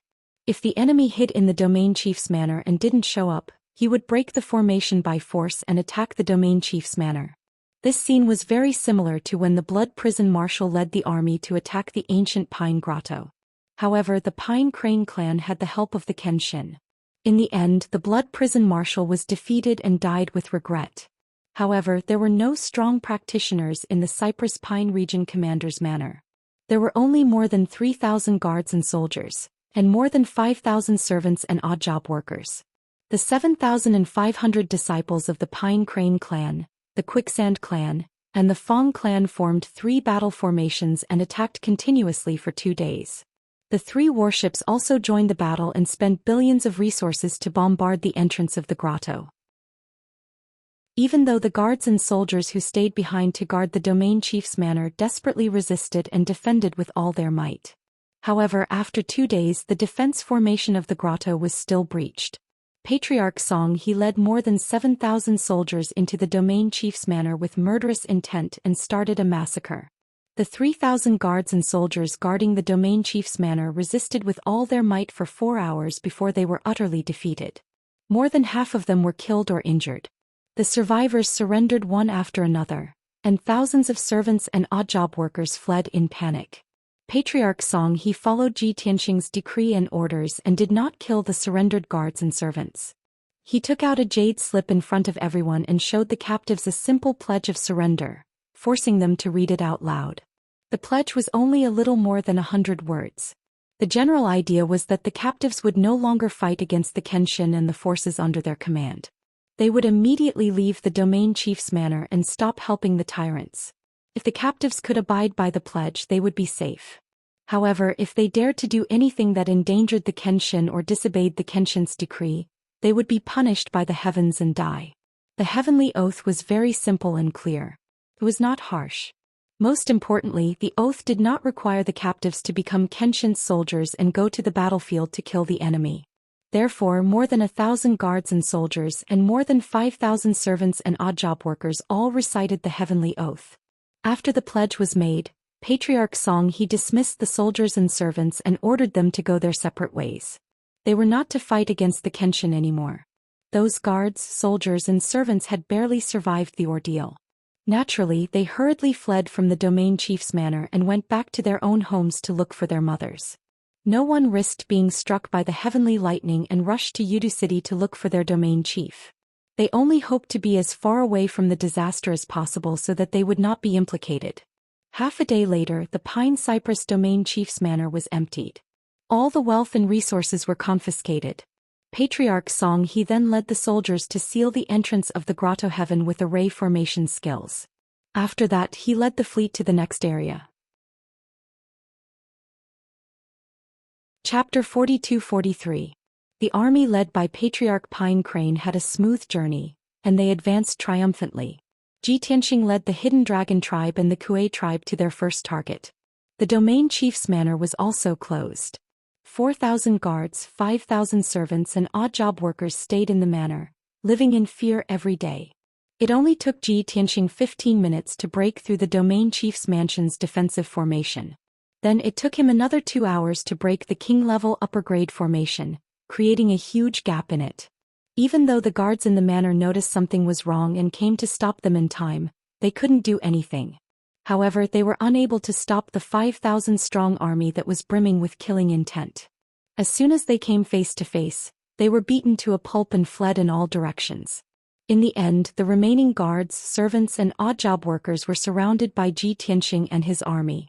Ji Tianxing didn't hide anymore. He showed up in the open, frightening the guards and servants. Everyone was terrified and obediently recited a simplified version of the Heavenly Tao Oath. Since the news of Kenshin's arrival on Reincarnation Island had spread, Ji Tianxing had nothing to worry about. The news of the 4 ancient clans gathering their disciples and rushing to ancient Pine Cave from all directions had spread to Yudu. It was proven that the 4 ancient clans hadn't participated in the previous 2 battles, and it was all thanks to the Pine Crane tribe. Since the Pine Crane tribe couldn't have done it, the only answer was Kenshin had taken action. The people on Reincarnation Island believed that Kenshin had come. Commander Mingi and his soldiers also had enough evidence to prove that Kenshin had taken action. Since the truth was out, Ji Tianxing didn't have to hide his whereabouts anymore. What he needed to do was to conquer the 18 districts as soon as possible and then attack Yudu City. Soon, the guards and servants who had recited the Heavenly Tao Oath were chased out of the manor. After the army collected the spoils of war, Ji Tianxing cast a spell and sealed the entrance of the manor. After the first target was taken care of, Ji Tianxing led the army to the next district. In just 2 days, the news spread all over the Reincarnation Island. Everyone knew that the 5 ancient clans were loyal to the Kenshin and formed the rebel alliance. There were more than 12,000 soldiers in total. These soldiers were divided into 2 groups and were conquering various regions. So far, 2 of the domain chief's mansions had been sealed. The guards and servants guarding the domain chief's manor were all driven out and dismissed. After the news spread, millions of people cheered in joy, extremely excited and moved. They were excited not only because the news of Kenshin's arrival on Reincarnation Island was confirmed. More importantly, the Sword God had finally led his troops into battle and began to subdue the various regions. Even though the 18 Zone Lords were hiding in Yudu City and Kenshin was temporarily unable to subdue them, he couldn't order them to restore the freedom of the people. But the people knew that they were not far from freedom and liberation. The 18 Zone Lords were not there, and the defense of the domain chief's manor was also very weak. It was impossible for them to resist the army under Kenshin. The commoners were looking forward to it. In at most 2 months, Sword God would be able to lead his army to attack Yudu City. On the other side, Commander Mingi and many soldiers in Yudu City also received the news. Commander Mingi was, of course, full of anger, anxiety and worry. The morale of the tens of thousands of soldiers was even lower and they were quite flustered. Countless people were discussing this matter and they were somewhat at a loss. This time, no matter how strict Commander Mingi's orders were, the soldiers were not allowed to talk or run away, but it was useless. Not only were the ordinary soldiers on tenterhooks, but many of the generals were also burning with anxiety. The entire Yudu City was filled with a heavy, oppressive and desperate atmosphere. It seemed that the morale would collapse and chaos would occur even before the arrival of the Kenshin army. Time passed day after day. One district after another was conquered by the 2 armies of the Rebel Alliance. The Rebel Alliance also cleared the guards and servants of the various domain chiefs' manors, and then sealed the entrances and exits. As for the guards and servants of the domain chief's manor who were dismissed, they were forced to swear an oath to the Heavenly Tao that they would not fight against the Rebel Alliance again, let alone endanger the interests of the Kenshin. although there were very few guards and servants who were very loyal to their masters. After being chased out of the domain chief's manor, they rushed to Yudu to seek refuge with their masters or inform them. However, without exception, these people were all reduced to ashes by the divine lightning that descended from the sky. Not even dregs were left. More than 20 examples in a row repeatedly proved the existence of the oath to the heavenly Tao, and the results were very terrifying. As a result, those guards and servants who had been dismissed no longer dared to violate their oaths. Of course, many people discovered that they would not violate the heavenly punishment if they revealed the news of the domain chief's manor being attacked and sealed, and spread the name and power of the Kenshin among the people. Therefore, the news of the various domain chiefs' manors falling one after another continued to spread. The name of the Kenshin, its powerful strength and methods were also spread more and more loudly. A month had passed. The army led by Ji Tianxing successively conquered 7 regions. Although the army led by him had been circling around Yudu, they had not encountered any powerful interceptions or ambushes. Commander Mingyi and his tens of thousands of soldiers were determined to defend Yudu to the death and did not take the initiative to attack at all. The army led by Patriarch Song He successively conquered 6 regions. More than half of Reincarnation Island was controlled by the Rebel Alliance. The domain chiefs' manors of the 13 regions were cleared. Many emperors of the empires were trembling in fear, afraid that they would be wiped out by the Rebel Alliance's army. Fortunately, the 2 armies of the Rebel Alliance only cleared and sealed the various domain chiefs' manors and did not harm the innocent. The emperors and people of the empires were only in awe of the Kenshin. They did not fear or hate them. They also had the mentality of a bystander looking forward to what would happen next. 40 days later, the army led by Ji Tianxing conquered and sealed the domain chiefs' manors of 2 more regions, being the first to complete the mission. 50 days later, the army led by Patriarch Song He also completed the mission. So far, the 18 regions of Reincarnation Island had all been conquered by the Rebel Alliance. Everyone knew that the Rebel Alliance's army was about to encircle and attack Yudu City. The final battle was coming and the outcome would soon be decided. Would Kenshin flatten Yudu and take control of the entire Reincarnation Island? Or would Mingyi lead a desperate counterattack, turn defeat into victory, and regain the hegemony of the Reincarnation Island? Of course, countless people and forces did not know that the incarnation of the god of the underworld had long been destroyed by Ji Tianxing in the void. Many people were still worried about Kenshin, afraid that the incarnation of the god of the underworld would come back to support Commander Mingyi. At that time, if Kenshin could not defeat the incarnation of the god of the underworld, all his efforts would be in vain. Bookhouse Reading Website. Chapter 42-44. Ji Tianxing led the Hidden Dragon tribe and the Kuei tribe to the south gate of Yudu City after sealing the 9 regions in the inner circle. However, the 3 divine warships stopped 200,000 miles away from the southern city gate, resting and waiting quietly. Yudu City wasn't big, but it was surrounded by the river of black water. It was also surrounded by poisonous fog. Over the past half a year, Commander Mingyi and the Blood Hell Marshal had thought of all sorts of ways to strengthen the defenses of Yudu City. On top of the Black River and poisonous fog, Commander Mingyi had also mobilized tens of thousands of soldiers to set up 6 layers of formations and thousands of traps outside the city. The city walls of Yudu City, which were 1,000 feet tall, had also closed all the entrances and exits. They were heavily guarded and there was a sentry every 5 and 10 steps. The city protecting formation and the 6 layers of heaven and earth formation outside the city were constantly in operation, and huge amounts of cultivation resources were expended every day. However, Commander Mingyi had been in charge of Reincarnation Island for close to 1,000 years, and he had plundered countless cultivation resources. No matter how much energy was expended to maintain the defenses of Yudu City, the cultivation resources stored in the treasury were enough to last for more than 100 years. When the news of the Domain Lord Manor of the 18 regions being attacked and sealed by the Rebel Alliance reached Yudu City, Commander Mingyi knew that the time to decide his fate had arrived. He gathered the 18 domain lords, generals and god kings for a meeting in the middle of the night. He told everyone to be on their guard and be prepared for battle. Even though the domain lords, generals and god kings were terrified, and the morale of the tens of thousands of soldiers was low. However, they knew that the Kenshin and the Rebel Alliance wouldn't let them off just because of their passive attitude. When the Kenshin led the rebel alliance to attack Yudu City, they would be the first to be killed. Therefore, the domain lords, generals and god kings pulled themselves together and showed their most resolute determination to command the soldiers to resist to the end. 2 hours later, Commander Mingi's decree was passed to the army, and tens of thousands of soldiers knew about it. No matter how lazy and passive the 50,000 soldiers were, they had to pull themselves together and be on full alert in order to protect their lives. The tens of thousands of soldiers were tense, and they unleashed the defenses of Yudu City to the extreme. However, after waiting for 2 whole days, there was still no sign of the Kenshin and Rebel Alliance's army. They immediately felt a strong sense of defeat.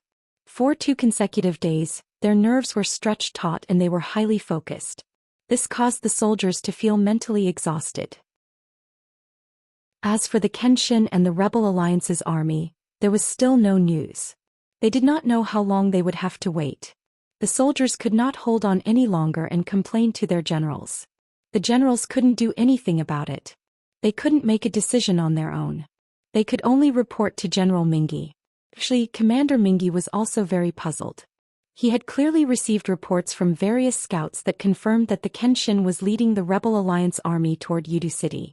According to the estimation of time and distance, the army under Kenshin should have long reached Yudu City. Why did Kenshin and his army not show up even after 2 whole days? Of course, Commander Mingi had thought about it before. The Kenshin only brought 5,000 soldiers, so they definitely didn't have the confidence to take down Yudu City. Therefore, the Kenshin was most likely waiting for the army led by Patriarch Xianxia. After the 2 armies converged, the Kenshin would then launch their attack. However, the problem was that the Kenshin and their 5,000 soldiers were just outside Yudu City. No one knew where they were hiding. As long as this problem was not solved, Commander Mingi would not be at ease. He even suspected that Sword God might have used some scheme to bring the army of 5,000 to infiltrate Yudu City. Furthermore, would the Kenshin sneak into the Netherworld God Palace and launch an attack at the crucial moment to assassinate him? The Blood Hell Marshal had already been killed and he could not do anything alone. If the Kenshin assassinated him, Yudu City would be leaderless and would collapse immediately. When he thought of this problem, Commander Mingi felt a chill run down his spine. He was very worried and anxious. Now the various generals came to report the situation again. They said that the soldiers were unable to maintain their vigilance for long periods of time. Helplessly, Commander Mingi could only comfort the generals and allow the 50,000 soldiers to temporarily relax their vigilance and return to their normal alert state. However, Commander Mingi emphasized again and again that the soldiers could not let down their guard and had to remain vigilant at all times. In addition, he ordered the generals to send out more scouts and spies to search for the whereabouts of the Kenshin and the Rebel Alliance army. No matter what, they had to confirm the Kenshin's whereabouts before they could deduce the Kenshin's attack route and plan. This battle was not only a battle of tens of thousands of soldiers, but it was also a battle of wits and courage between Commander Mingi and the Kenshin. In reality, Commander Mingi's guesses and suspicions were very reasonable. Ji Tianxing brought the 5,000 soldiers of the Hidden Dragon tribe and the Kuei tribe to hide in a mountain range 200,000 miles away from Yudu City. He was indeed waiting for the other army to converge. Of course, while he was waiting for Patriarch Xiangxi's army, he could not reveal his tracks. Otherwise, if Commander Mingi knew of his tracks, he would definitely strengthen the defenses in certain areas. He was not afraid, but the soldiers under him would definitely be affected. In addition, Ji Tianxing's plan also included assassinating Commander Mingi. He had considered many times sneaking into Yudu City and trying to enter the Netherworld Divine Palace to kill Commander Mingi. Once Yudu City lost its leader, it would fall into chaos and their morale would collapse. At that time he could cooperate with the army under him and easily take down Yudu City.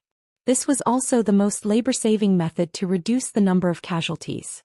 Of course, he also guessed that Commander Mingi was very cautious and shrewd. He would definitely guard against this move of his. Therefore, he did not treat this assassination plan as his first choice. Time passed day after day. The people of Reincarnation Island and the various factions were all paying attention to Yudu City's movements. Countless people were looking forward to Kenshin leading the army to take down Yudu City as soon as possible. However, countless people and factions waited for a few days and did not hear any relevant news. Yudu City was still as calm as ever. Under the heavy and oppressive atmosphere, people maintained their vigilance. However, Kenshin and his army seemed to have evaporated into thin air. There was no more news. This made many factions and people start to discuss and speculate what was going on. Of course, no one felt that Kenshin was afraid of Commander Mingi and his army, so he did not dare to show himself. Everyone felt that Kenshin's sudden disappearance was definitely a conspiracy. It was estimated that there would be shocking news coming out soon. This speculation won the approval of countless people and also aroused everyone's expectations. Almost the entire Reincarnation Island focused their attention on Yudu City, waiting for the final battle and the result. Chapter 42-45. The situation on Reincarnation Island was extremely tense, and Yudu City was the center of attention. Patriarch Song He, who had completed his mission, didn't have time to rest. He immediately led his army and rushed to Yudu City. He didn't care about the rumors in the outside world or the discussions of the people and factions. He only knew that Lord Kenshin had stopped outside Yudu City with his army to wait for him to meet up with them. If the army he led was a day late to Yudu City, it could affect Lord Kenshin's plan. Therefore, the fleet formed by the 3 divine warships rushed to Yudu City at their fastest speed. Along the way there were naturally large numbers of scouts and spies. They were the eyes that Commander Mingi had left in the various regions of Reincarnation Island. Those scouts and spies might not be very strong, but their observation skills and intelligence gathering abilities were very outstanding. When Commander Mingi gathered the soldiers back to defend Yudu, he didn't recall those scouts and spies. He left them in the various regions so that they could gather intelligence. Therefore, when the scouts and spies in the various regions discovered Patriarch Song He's tracks, they hurriedly reported to Commander Mingi. When Commander Mingi knew the tracks of Patriarch Song He and the 7,500 soldiers, he estimated how long it would take for them to reach Yudu City. Everyone knew that after these 7,500 soldiers met up with Kenshin, Kenshin would definitely attack Yudu City. In other words, when Patriarch Song He's army reached Yudu City, the decisive battle would begin. 5 days. At most 5 days later, the 2 armies of the Rebel Alliance would meet up and attack Yudu City. This was the result of Commander Mingi's estimation. He gathered the 18 region lords, the numerous generals and the divine kings and told them the answer. At the same time, he mobilized the strong practitioners before the battle again. Everyone still had 5 days left to rest and recuperate and conserve their energy. 5 days later, it would be the time to fight with their lives to protect Yudu City. If they won, he would reward all the soldiers with the most generous rewards. If they were defeated, he would face death along with all the other soldiers. The numerous divine kings felt Commander Mingi's determination and were touched. They all expressed their determination and attitude, swearing to live and die with Yudu City. General Mingi and the soldiers thought that they still had 5 days to catch their breath and make all the necessary preparations. But in reality, Ji Tianxing still decided to take the risk and sneak into Yudu City after serious consideration and analysis. When he made this decision, the Hidden Dragon clan leader and the Kuei clan leader were beside him. The 2 patriarchs thought that this decision was too risky and tried to dissuade Ji Tianxing. However, Ji Tianxing was stubborn and insisted on sneaking into Yudu City to find a chance to assassinate Commander Mingi. The 2 clan leaders could not persuade him, so they could only give up. However, Ji Tianxing had another thought.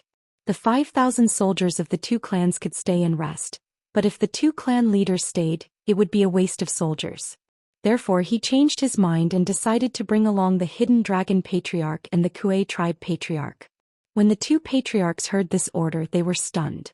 They thought to themselves that Lord Kenshin had outstanding abilities and was unrivaled in the world. Even if it was risky to assassinate Commander Mingi in Yudu City, it should be enough to protect themselves. There shouldn't be any danger to their lives. However, if the 2 of them sneaked into Yudu and exposed themselves, wouldn't they be dead meat if they were surrounded by tens of thousands of soldiers? The 2 of them were timid and resisted in their hearts. However, they couldn't disobey Kenshin's orders. Otherwise, the heavenly punishment would chop them into dregs immediately. After a moment of silence, the 2 patriarchs could only bow with a bitter expression, indicating that they would follow the orders. Ji Tianxing saw through their inner thoughts and couldn't help laughing to himself. He advised them with a calm tone, risk and reward coexist. Don't the 2 of you want to contribute? Follow me to sneak into Yudu City and assassinate Commander Mingi. Once the mission is completed, what do you think of this contribution? With his reminder, the two patriarchs instantly came to a realization. Their eyes lit up and they were very excited and expectant. They were well aware that if they were able to successfully assassinate Commander Mingyi, it would be a great merit.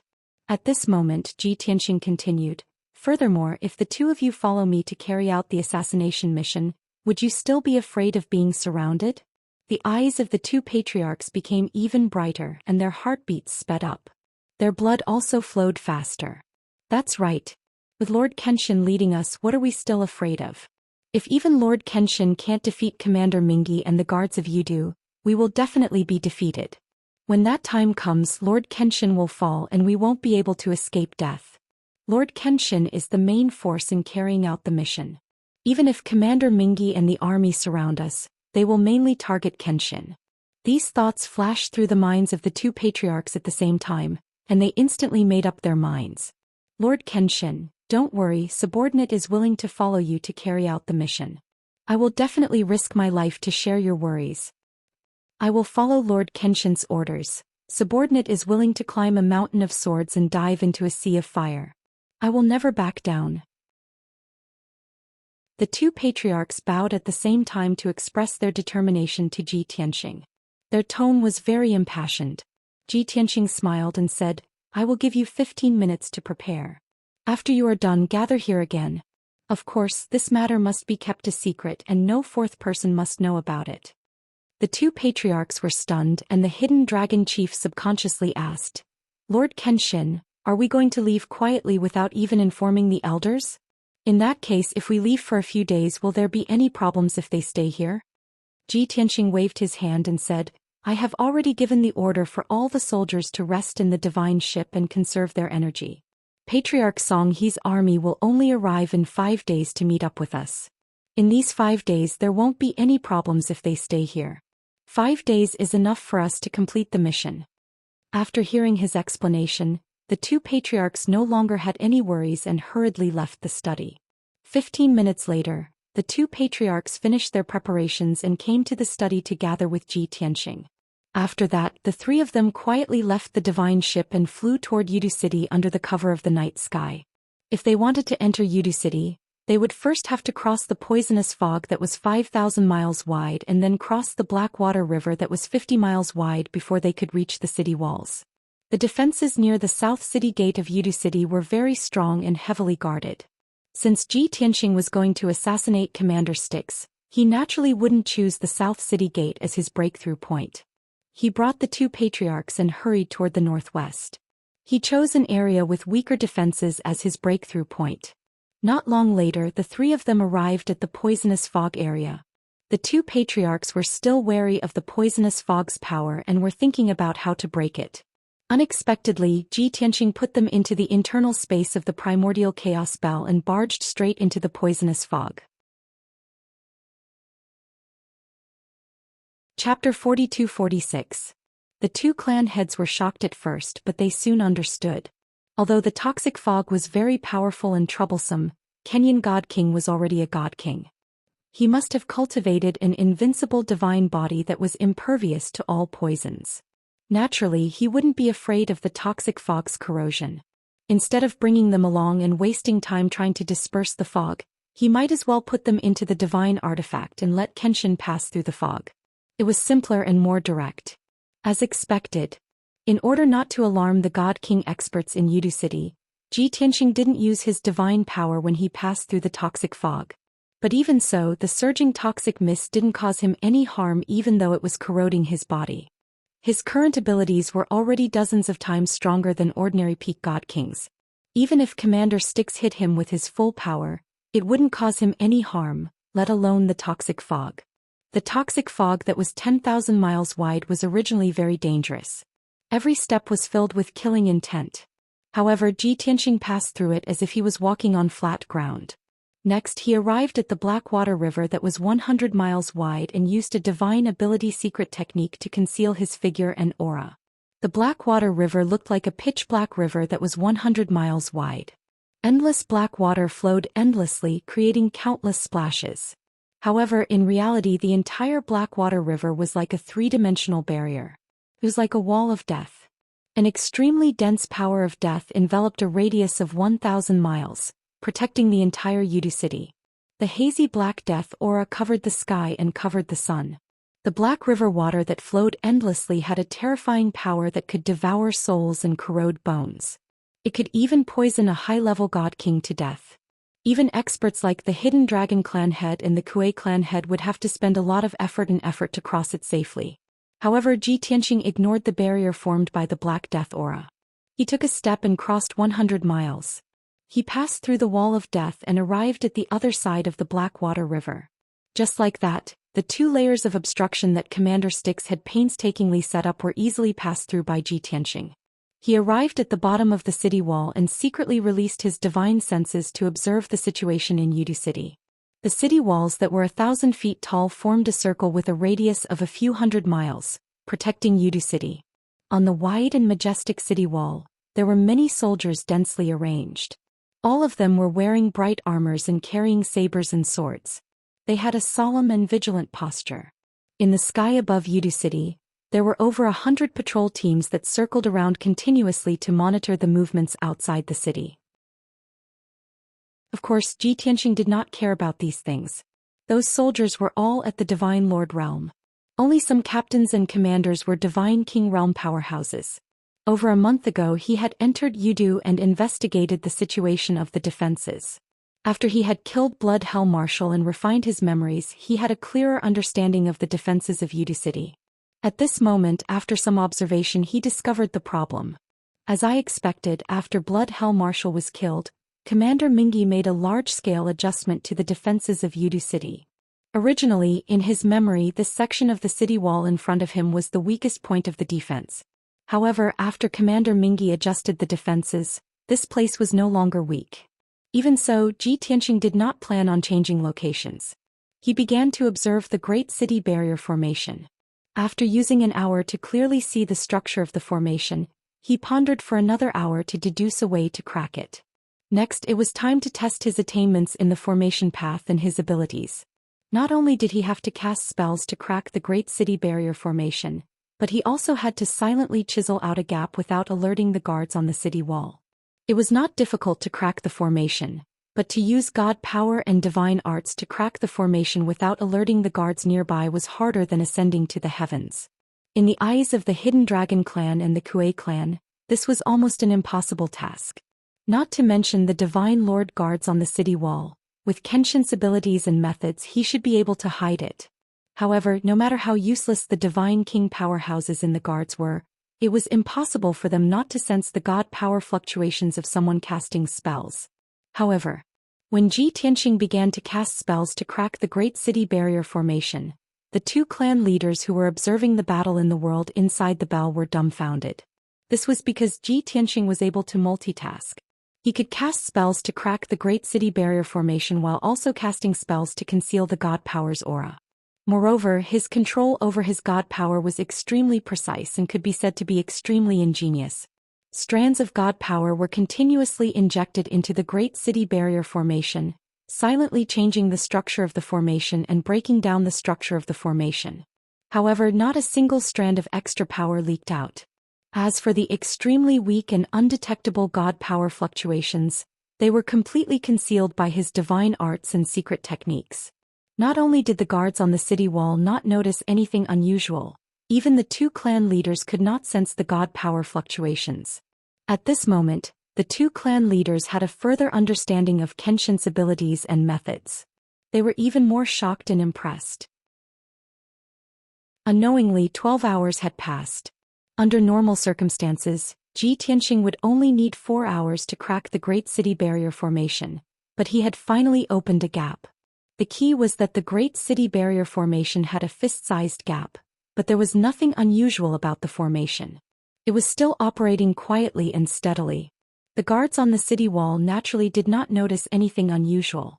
Swish! Ji Tianxing shrunk his body and quickly passed through the gap like a speck of dust. He entered the Great City Barrier Formation. Then this speck of dust silently flew over the city wall and into the city. During the entire process, the guards on the city wall were like stone statues.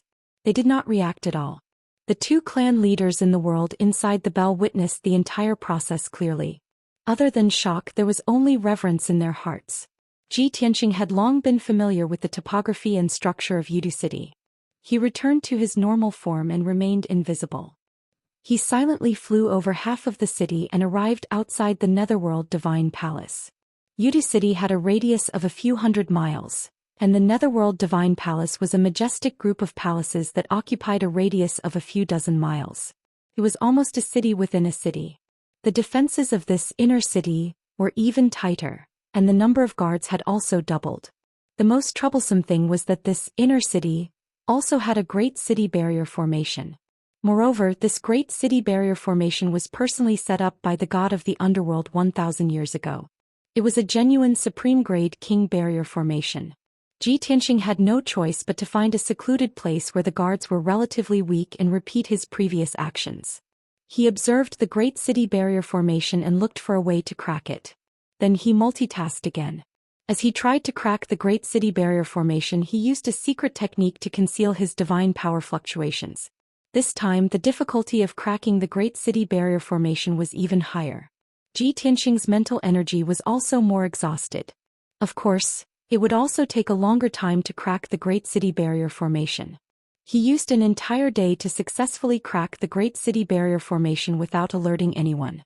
Finally, he managed to sneak into the Netherworld Divine Palace in the middle of the night.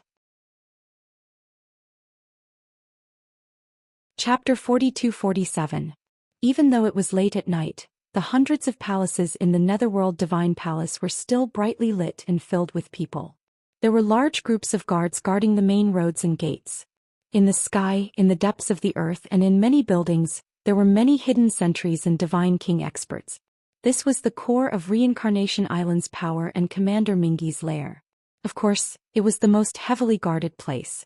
Even with Ji Tianxing's strength, he had to be careful if he didn't want to alert the guards and Divine King experts here. He shuttled through the many palaces in the Divine Palace, silently wandering, looking for traces of Commander Mingi. At the same time, he quietly released a wisp of divine consciousness to carefully investigate the situation around him. After about 100 breaths of time, he figured out the defensive situation of the Netherworld Divine Palace. There were 50,000 soldiers under Commander Mingi's command stationed in Yudu. 30,000 of them were stationed on the city walls, as well as the main roads and important buildings in the city. They were also responsible for patrolling and supervising the entire city. The Netherworld Divine Palace, which had a circumference of a few dozen miles, was actually guarded by 20,000 soldiers, and there were even 200 God King experts among them. It was clear that Commander Mingi had concentrated his high-end combat power and 40% of his soldiers in the Netherworld Divine Palace. Even if Yudu City was breached, he could rely on the defense of the Netherworld Divine Palace to continue resisting the attacks of the Rebel Alliance. Of course, this was only Commander Mingi's plan. As Ji Tianxing infiltrated the Netherworld Divine Palace, his plan and premeditation were destined to be ruined. In the blink of an eye, an hour passed. Ji Tianxing searched the Netherworld Divine Palace but couldn't find Commander Mingi. After a round of searching, he had a clear understanding of the defenses in the Divine Palace. It turned out that Commander Mingi had also adjusted the defense and distribution of troops in the Divine Palace. There were some differences from the Blood Hell Marshal's memory. In addition, when Ji Tianxing was looking for Commander Mingi, he found that the morale of the guards wasn't high. Many of them were tired and passive. It could be seen that the guards were vigilant and alert, ready to fight at any time. They must have been like this for a few days. After all, they were only at the Divine Lord realm. It was difficult to maintain a tense state for long periods of time. It was inevitable that they were tired. Moreover, the 20,000 defenders were divided into many factions. They belonged to the 18 region lords, a few ancient clans, and a few top forces. Another portion of the guards were the original forbidden guards of the Nether God Palace. These 20,000 defenders were pieced together by many different forces, causing them to not obey each other and not have any tacit understanding.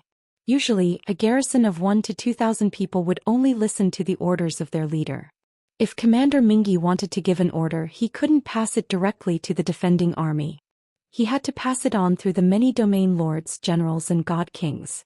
This undoubtedly showed that it was very difficult for the defending army to display their full combat strength.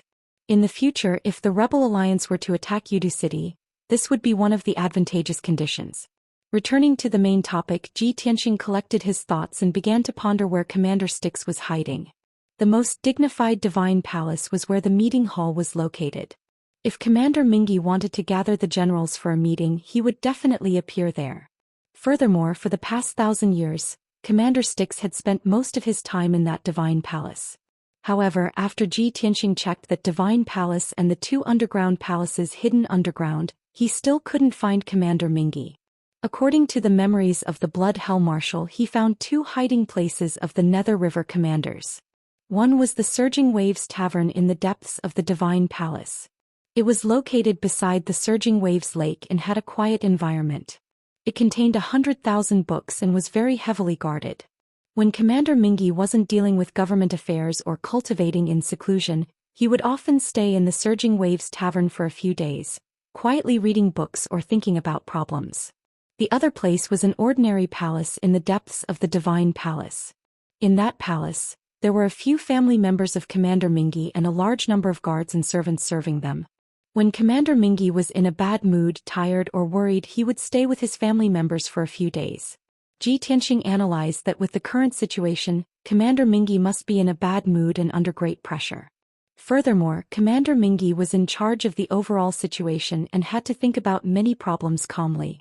Therefore, both places could be Commander Mingi's hiding place. Ji Tianxing secretly rushed to the Surging Waves Tavern and used a small trick to deceive the guards and sneak into the Surging Waves Tavern. However, he released his consciousness and executed divine arts and secret techniques to search the Surging Waves Tavern carefully, but he still couldn't find Commander Mingi. He could only leave the Surging Waves Tavern and head to the second hiding place. That inconspicuous palace looked very ordinary on the surface, but its defenses were even tighter than the other palaces. However, this wasn't a problem for Ji Tianxing at all.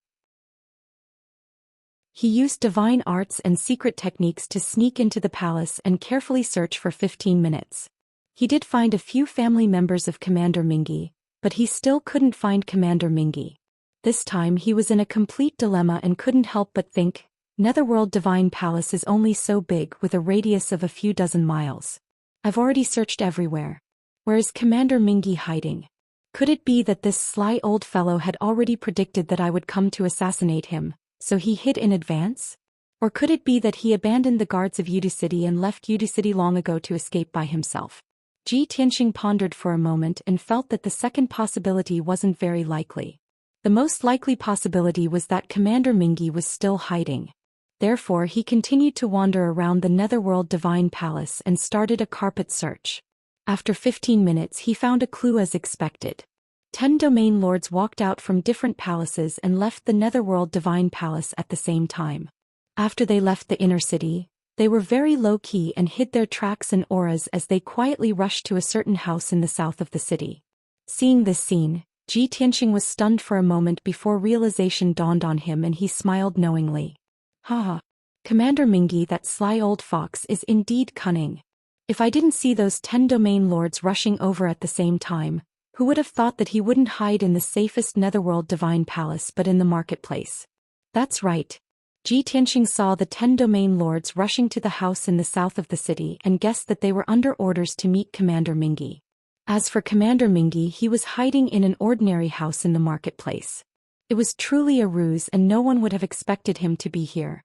Logically speaking, Kenshin would lead the Rebel Alliance's army and pay a huge price to take over Yudu City. They would definitely head straight for the Netherworld Divine Palace. At that time, the 20,000 guards and 200 God King experts guarding the Netherworld Divine Palace would definitely counterattack with all their might. Commander Mingi, who was hiding in the marketplace, would be ignored by the Rebel Alliance. He could take advantage of the chaos to escape Yudu City. By the time the Rebel Alliance took over the Netherworld Divine Palace and discovered that Commander Mingi was missing, it would be too late to search and kill him. Commander Mingi's move was indeed brilliant and daring. Bookhouse Reading Website. Chapter 42-48. Luckily, Ji Tianxing had entered Yudu City in advance to assassinate Commander Mingi. If he had attacked Yudu City step by step, occupied Netherworld Divine Palace and then killed Commander Mingi, he would have fallen for the trap. By then, even if Kenshin could take over Yudu City and control the entire Reincarnation Island, they wouldn't be able to eliminate the source of the problem. Commander Mingi had escaped. Even if he didn't dare to take revenge, he was still a huge threat. With his shrewdness, scheming, and ability, it was impossible for any other God King to go against him. Only the stronger and more meticulous Ji Tianxing could destroy Commander Mingi's scheme. Swoosh. Ji Tianxing decisively left Netherworld Divine Palace and followed the few territorial lords to a certain house in the south of the city. Qianlong and Kuei tribe patriarch, who were in the world inside the bell, didn't know what had happened. Out of curiosity, the two couldn't help but ask Ji Tianxing what had happened. Why didn't he continue to search for Commander Mingi's tracks? Ji Tianxing replied but didn't explain. He just asked them to watch carefully. After a while, Ji Tianxing followed the few territorial lords and arrived at a certain house in the south of the city. The house looked simple, but its interior was exquisite and luxurious.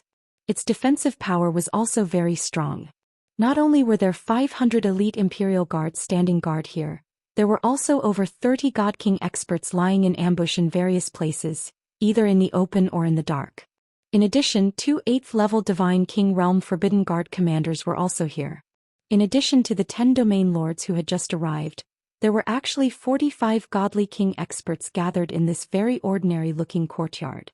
The 10 disguised territorial lords entered the underground secret room of the house after a series of checks and identity checks.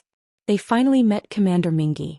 The thin, white-haired Commander Mingi wore a gray robe. His aura was even colder and he looked much older than half a year ago. In the dimly lit secret room, he sat on the throne at the head, quietly resting with his eyes closed. 2 Forbidden Guard commanders stood on either side of him, wearing armor and holding swords. They were like 2 door gods. After the 10 domain lords entered the secret chamber, they removed their disguises and revealed their true faces. They bowed and greeted Commander Mingi. After the 2 sides exchanged greetings, the 10 domain lords stood in 2 rows.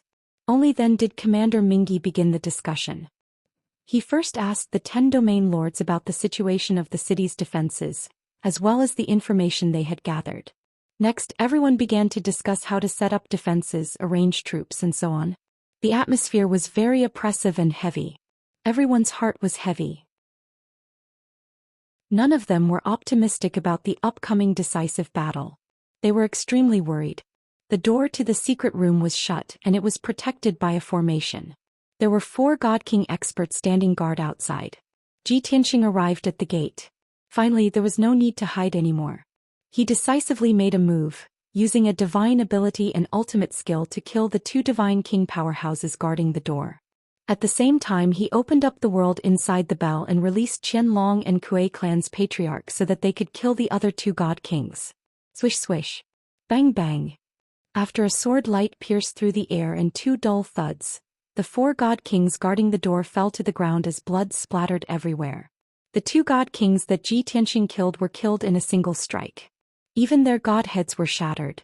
As for the 2 God Kings that the 2 clan patriarchs dealt with, they only had their heads and necks severed.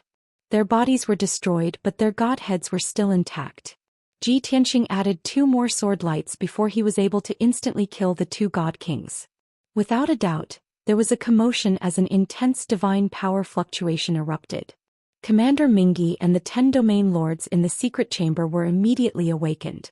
They quickly ended the discussion and checked the situation outside the secret chamber. Ji Tianxing did not hold back as he punched the door of the secret chamber. Kaboom! Following an earth-shattering sound, the door of the secret chamber was blasted into smithereens. A huge hole was blasted in the defensive formation. Dust splattered and covered the secret chamber in a radius of 300 meters. It turned the secret chamber into a turbid mess. With such an unforeseen event, Commander Mingi's pupils contracted. He turned around without hesitation and turned into a black shadow as he flew towards the corner of the secret chamber. In the seemingly empty corner of the secret chamber, there was actually a secret door that led to the array altar underground. It was a teleportation array that was directly connected to Yudu City. Could teleport him to a stronghold 1,000,000 miles away. Before the 10 domain lords could react, They saw Commander Mingi escaping the secret chamber as fast as a ghost. They were stunned. At this moment, Tianxia also turned into a golden light and flew into the secret chamber. He flew over the heads of the 10 domain lords and chased after Commander Mingi. Qianlong and Kuei clan patriarchs were slightly slower. After they followed Tianxia into the secret chamber, they were also stunned. Swish. Tianxia had already gone through the secret passage at the corner of the secret chamber to chase after Commander Mingi. The 2 clan patriarchs were stunned in the middle of the secret chamber as they were stared at by the 10 domain lords. Their bodies instantly stiffened and their expressions were especially awkward. It's over. This thought flashed across the minds of the 2 clan patriarchs at the same time. After a breath of time, the 10 domain lords finally recovered from their astonishment. Their gazes gathered on the 2 clan patriarchs. After recognizing their identities, their gazes and expressions became strange and complicated. A few of the domain lords revealed killing intent on their faces or revealed sinister sneers. They couldn't afford to offend Kenshin, but could it be that they couldn't afford to offend the 2 clan patriarchs of the ancient clans? Seeing that the 10 domain lords revealed their killing intent and were about to attack, the 2 clan patriarchs were quick-witted and hurriedly spoke to save themselves. Ha ha. Qianlong's clan patriarch was complaining incessantly in his heart, but he didn't show any fear on his face. He even laughed loudly with an imposing manner. Lord Kenshin is indeed wise. He guessed that you fellows would come here in the middle of the night to meet Commander Mingi. I didn't expect it to be so. Surrender yourselves. I will plead with Lord Kenshin to spare your lives. The Kuei clan patriarch also reacted and hurriedly put on an arrogant and proud attitude. He sneered at the 10 domain lords and said, "Everyone, you didn't expect this, did you? Waiting for Lord Kenshin to lead an army to attack Yudu City? Then the 2 armies will fight head-on? You are too naive. All of Commander Mingi's schemes and plans are under the control of Lord Kenshin. Lord Kenshin has already chased after him, and Commander Mingi is about to lose his life. If you don't want to die, then stay here obediently. When Lord Kenshin returns, immediately admit defeat and surrender." It was clearly the 2 clan patriarchs who were surrounded by 10 domain lords and were in imminent danger. However, the 2 of them were arrogant. Their words and attitudes made it seem as if they had surrounded the 10 domain lords. The 10 domain lords originally wanted to attack, but when they saw the reaction of the 2 clan patriarchs, they instantly hesitated. Kenshin really came? Heavens! Previously, the Grand Commander was worried that Kenshin would sneak into Yudu City and carry out the assassination in advance. I didn't expect that he guessed correctly. That golden light that passed by just now was Kenshin? It passed by right in front of my eyes, but I didn't see it clearly at all. It's over. Kenshin is here. We are all going to die. The 10 domain lords looked at each other and were somewhat flustered as they discussed in a daze. Chapter 42-49. Kenshin's reputation was too terrifying. Billions of people worshipped him and countless divine kings revered and respected him. Even the 10 zone masters, although they were high-level divine kings, were also very afraid of Kenshin. In the past, Kenshin's whereabouts were unknown, and the zone masters didn't see him in person. They only revered him in their hearts. At this moment, Kenshin had just flown past them and was chasing after Commander Mingi underground. After Kenshin dealt with Commander Mingi, he would come to kill them. How could the 10 zone masters not be terrified? Everyone's first reaction was to immediately escape. The further away they were from Kenshin, the safer they would be. However, these zone masters were all people of high positions and were meticulous people. They definitely wouldn't be rash and impulsive. They immediately thought of a problem. Since Kenshin had personally made a move, then the army under Kenshin must be lying in ambush outside Yudu City. Once they escaped Yudu, they would be walking into a trap. Surrounded by an army of over 10,000, they would definitely die. Moreover, they would be smashed into pieces. They couldn't escape, but they couldn't stay either. The zone masters were all flustered and didn't know what to do. Of course, there were also 2 zone masters who wanted to capture the 2 chiefs and use them as hostages to save their own lives. However, on second thought, it was easy to capture the 2 chiefs, but it was hard to say if they could threaten Kenshin. Once they did that, they would completely become enemies with Kenshin. It would be difficult for them to not die. Thus, the two zone masters hurriedly dismissed the idea. Seeing that these zone masters were stunned and had no intention of making a move, Hidden Dragon and Kuei clan's chief looked at each other and secretly heaved a sigh of relief. However, the zone masters were only hesitating and weighing the pros and cons. They didn't put down their weapons and continued to surround the two of them. Their nerves were tense. The two chiefs could only continue to persuade and threaten them, hoping that they would dispel the idea of taking the risk. If they could persuade the 10 zone masters to surrender without making a move, it would be a great merit. Thus, the Kuei clan's chief used his glib tongue and started to attack the 10 zone masters. Domain lords, I'm sure you already know that Commander Styx is definitely not a match for Kenshin. Yudu City was destined to fall, and Reincarnation Island was destined to be controlled by Lord Kenshin. Even if you risk your lives, you won't be able to change this result. Even if you kill me and the Hidden Dragon Patriarch now, it won't affect the overall situation at all. Lord Kenshin will soon kill Commander Styx, and the army of our Rebel Alliance will also launch an attack into Yudu City. Once you take action, you will be listed as enemies by the Rebel Alliance. You are destined to die under the Kenshin's sword. If you surrender now, you can still keep your lives. At this moment, the 10 domain lords had already calmed down. Hearing the Kuei clan's patriarch's words, the other domain lords frowned and revealed doubtful expressions. What did you say? Will the Kenshin let us go?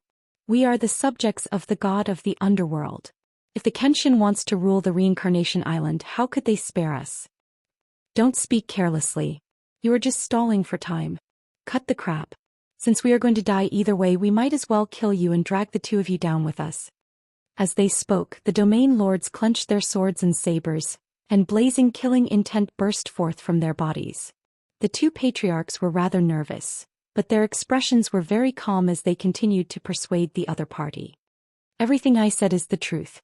Why don't you believe me? Lord Kenshin said before that domain lords like you have different statuses.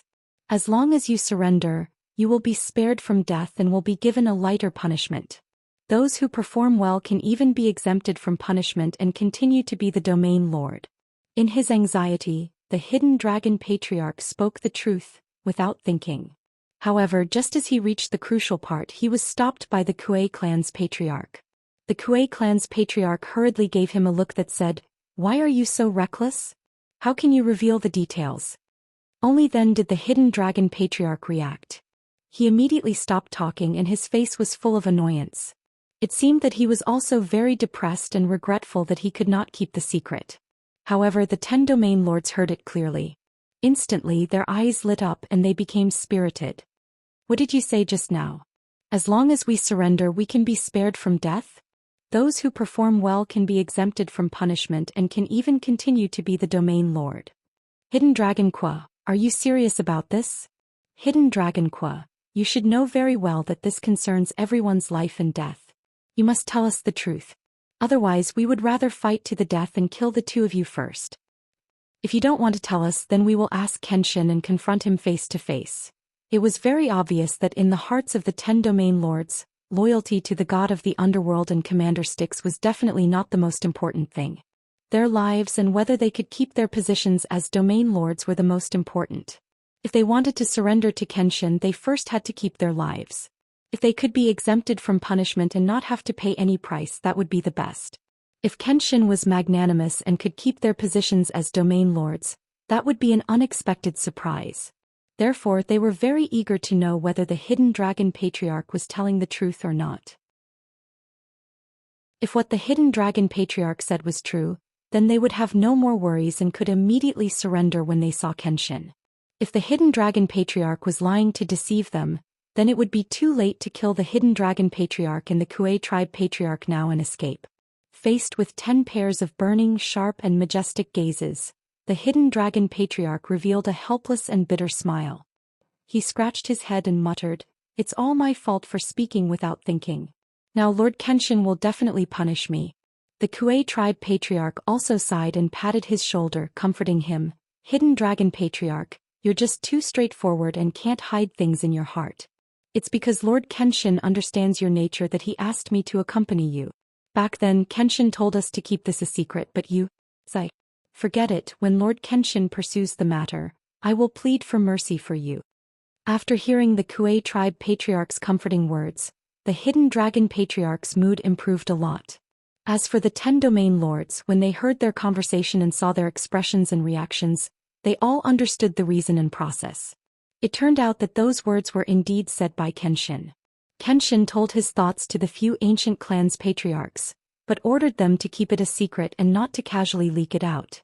Just now, the hidden dragon patriarch was in a dangerous situation, and in a moment of desperation he couldn't hold back and revealed the truth. Seeing that the hidden dragon patriarch and the Kuei tribe patriarch's reactions didn't seem to be fake, the 10 domain lords were relieved. They looked at each other and hurriedly discussed with each other through telepathy whether they should admit defeat and surrender. At this moment, a loud rumbling sound suddenly came from deep underground. The ground under everyone's feet trembled violently and a few wide cracks appeared. Obviously, it was caused by the battle between Kenshin and Commander Styx. Chapter 4250. In fact, after Ji Tianxing chased underground, he stopped Commander Mingi, who was preparing to escape. The two of them didn't fight directly. Instead, they chatted for a while. The content of the conversation was simple. It was nothing more than Commander Mingi being shocked, angry, and somewhat indignant. He had clearly guessed that Kenshin would sneak into Yudu City and take the risk to assassinate him alone. Moreover, he had also made preparations to hide in this inconspicuous house. Under normal circumstances, even if Kenshin sneaked into Yudu and killed his way into Netherworld Divine Palace, he wouldn't be able to find him. And after he received the news, he could quietly escape Yudu and fly far away. But man proposes, God disposes. Kenshin had to sneak into Yudu City tonight, and he happened to gather the 10 domain lords for a meeting. Even though he was very careful and made the 10 domain lords disguise themselves and hide their appearances and auras, they were still targeted by Kenshin. All of this was because Kenshin was strong enough. But Commander Mingi felt that it was more luck. Kenshin's luck was simply too good. He was completely blessed by the heavens. Ji Tianxing didn't deny this point. He smiled and said, "Haven't you heard the rumors of the boundless heaven continent?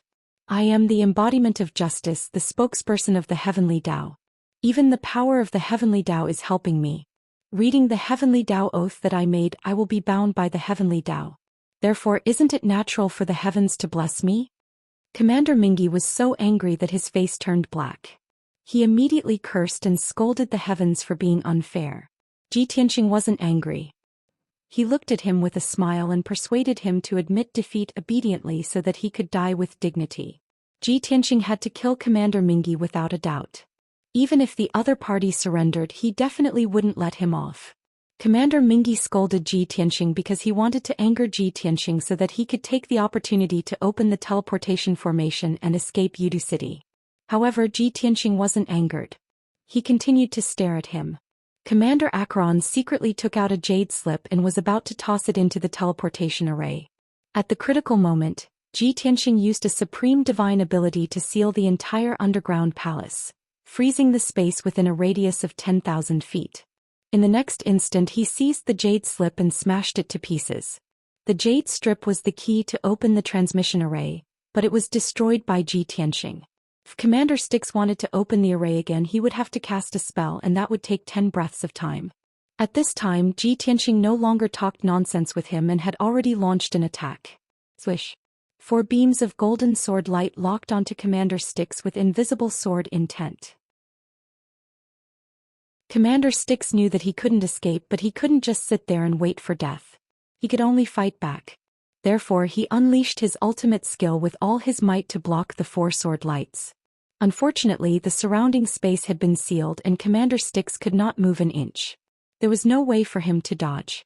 Bang bang. Just as he condensed a shield of divine power, he was struck by the 4 sword lights and 2 dull thuds rang out. The shield he condensed with all his strength was strong, but it couldn't block the attack of the sword lights.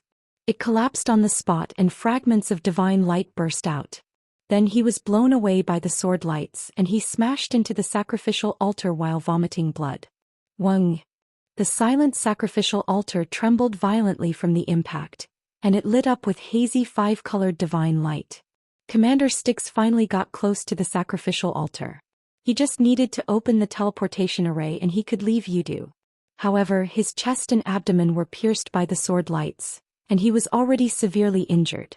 Casting a spell to activate the formation had become an extravagant hope that was impossible to accomplish. Swish swish. Before Commander Styx could get up, Ji Tianqing raised his hand and struck out with two sword lights that were like two bolts of lightning. The underground palace was only 10,000 feet in radius and the terrain was narrow. The distance between the two was too close. From the time the sword lights lit up to when they hit Commander Styx, it was only 1/5 of an instant. In such a short time the heavily injured Commander Styx couldn't react at all, let alone cast a spell to block. Bam! The two sword lights hit Commander Styx at the same time, and a loud, dull sound reverberated through the underground. The power of these two swords was too great. Not only did they kill Commander Styx on the spot, but they also smashed him into pieces. After destroying Commander Styx's body, the two sword lights also hit the sacrificial altar. The sacrificial altar, which was 60 feet tall, was smashed into pieces on the spot. Countless rocks and metal splattered out, flashing with divine light. The terrifying force carried countless fragments and formed a shockingly powerful air wave that blasted out in all directions. Instantly, the entire Yudu city started to tremble violently. The courtyard above Ji Tianqing's head was shaken until the sky collapsed and the earth caved in. Dust flew up everywhere. The simple and elegant courtyard collapsed, and a few wide cracks appeared on the ground. The Divine King's strong practitioners who were lying in ambush were also alarmed. In an instant the entire Yudu city fell into panic. With the courtyard as the center, the surrounding dozens of miles fell into chaos. Commander Styx's body was destroyed, but his godhead was luckily preserved. Swish. The walnut-sized 5-colored crystal core burst out with lightning speed and instantly passed through the turbid air wave, trying to escape underground. However, Ji Tianqing waved his hand and struck out with a golden dragon claw, accurately grabbing onto Commander Styx's godhead. There was no superfluous words and there was no way he would show mercy. No matter how furiously Commander Styx cursed or how helplessly he begged for mercy, it was useless. With a crisp cracking sound, Commander Styx's godhead was crushed by Ji Tianqing, turning into more than a dozen fragments. An overlord of a generation had fallen just like that. Ji Tianqing kept Commander Styx's godhead fragments and passed through the billowing smoke and dust. He ignored the collapsing soil and bricks and left the underground palace. Swish. The next moment he returned to the surface and appeared in the study that was full of cracks. What was surprising was that the entire courtyard was in a mess. Many guards and Divine King experts were trying to find out what had happened. Meanwhile, the 10 domain lords and the patriarchs of the Hidden Dragon clan and the Kuei clan were still in a deadlock in the study. At this point, the 10 domain lords still hadn't left or escaped. It was enough to prove that they had already discussed and reached a consensus. Even though they were still holding on to their divine weapons and surrounded the patriarchs of the Hidden Dragon clan and the Kuei clan, they didn't have much hostility or killing intent. As for the patriarchs of the Hidden Dragon clan and the Kuei clan, not only were they not worried or apprehensive, but they were also secretly laughing. It was because the conversation between the two was deliberately put on a show to make the 10 domain lords believe them. The facts proved that the 10 domain lords did indeed believe them without any doubts. Your subordinate pays his respects to Lord Kenshin. Everyone in the study was silent. When the two patriarchs suddenly saw Ji Tianqing appear, they quickly bowed and greeted him. The 10 domain lords were also startled. Seeing Kenshin appear, everyone was shocked and instinctively retreated. However, everyone soon reacted and quickly put away their divine weapons and bowed to Ji Tianqing. Greetings to Lord Kenshin.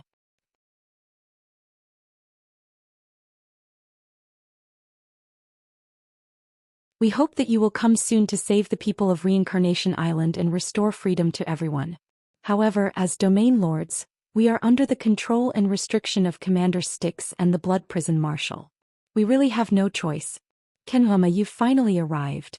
Commander Mingi used all sorts of methods to restrict us, forcing us to be loyal to him. Otherwise, we would be killed and our entire clan would be wiped out. We look forward to your arrival not only for the freedom of the people, but also for our freedom and safety. These domain lords were no fools. Kenshin went underground to hunt down Commander Mingi and caused a huge commotion just now. Now that Kenshin had appeared, Commander Mingi was nowhere to be seen. It was obvious that Commander Mingi had been killed or captured by Kenshin. Since Commander Mingi was dead, the fall of Yudu and the capture of Reincarnation Island would soon become a reality. At this time, of course, they had to submit to Kenshin as quickly as possible to prove their loyalty. Moreover, in order to prove their innocence, they could also push all the blame onto Commander Mingi. The 10 domain lords fought to speak, one after another expressing their loyalty, as well as their respect and worship for Kenshin. Seeing how strong their desire to live was, Ji Tianqing sneered to himself. He didn't waste any time and raised his hand to interrupt the 10 domain lords. He took out a jade scroll and threw it in front of everyone. You should know my rules. Those who are sincere in surrendering recite this oath of surrender. The jade scroll floated in mid-air, shining with a brilliant golden light, looking very sacred and dignified. However, the 10 domain lords stared at the jade scroll with troubled expressions, silently weighing the pros and cons. No matter how nice their words were, when it came to reciting the oath of surrender, they had to seriously consider it and weigh the pros and cons. After all, they had long heard of the horror of the oath of surrender. The domain lord, who looked like a middle-aged scholar, thought for a moment and took the lead to walk out of the crowd, picking up the jade scroll. He had long since understood the logic behind it. Since he had decided to surrender to Kenshin, he had to be decisive and not drag it out. If he acted more sincerely and positively, he could leave a good impression on Kenshin, and he might even be able to keep his position as domain lord. Lord Kenshin, I am the domain lord of Yuan. I know my wrongs and want to change, sincerely repent, so I've turned over a new leaf. I hope to serve under Lord Kenshin and make up for my past mistakes. After saying this, he used his consciousness to read the contents of the jade scroll and began to recite the oath of surrender. When he recited the first part of the oath of surrender, his expression became serious and a hint of fear appeared in his eyes. However, with everyone staring at him, he could not stop, nor did he dare to go back on his words. Thus he continued to recite. As he recited one oath after another, his face became paler and cold sweat appeared on his forehead. When the domain lords heard the contents of the oath, their expressions became a little ugly, and their eyes were filled with fear and worry. In the past, they had only heard of how harsh and terrifying the oaths made by Kenshin were. Now that they heard the contents of the oath with their own ears, they knew that the rumors were true. Once they recited the oath of surrender, they would become Kenshin's most loyal lackeys and hounds, and could not have the slightest bit of disloyalty. If they had any thoughts of endangering Kenshin's safety and interests or disrespecting Kenshin, they would be judged by the heavenly axiom as a violation of the oath, and would be punished by the heavenly axiom, leading to death. This was Kenshin's way of doing things. It was violent and domineering, but it was the most effective. Furthermore, Kenshin did not even need to keep an eye on the person who made the oath, as the heavenly axiom would help to supervise. In comparison, Commander Styx and the Blood Hell Marshal's methods of coercing and forcing them to remain loyal were simply too weak. After a moment, the Yuan and Region Lord finished reciting the oath of the heavenly axiom. His entire body lit up with divine light, and a wisp of Dao runes appeared above his head. Muffled sounds of thunder could be heard in the sky above Yudu City. Such a phenomenon proved that the oath of the heavenly axiom had been established, and he was bound by the heavens. The Yuan and Region Lord felt the vast might of the heavens, and his heart was filled with fear.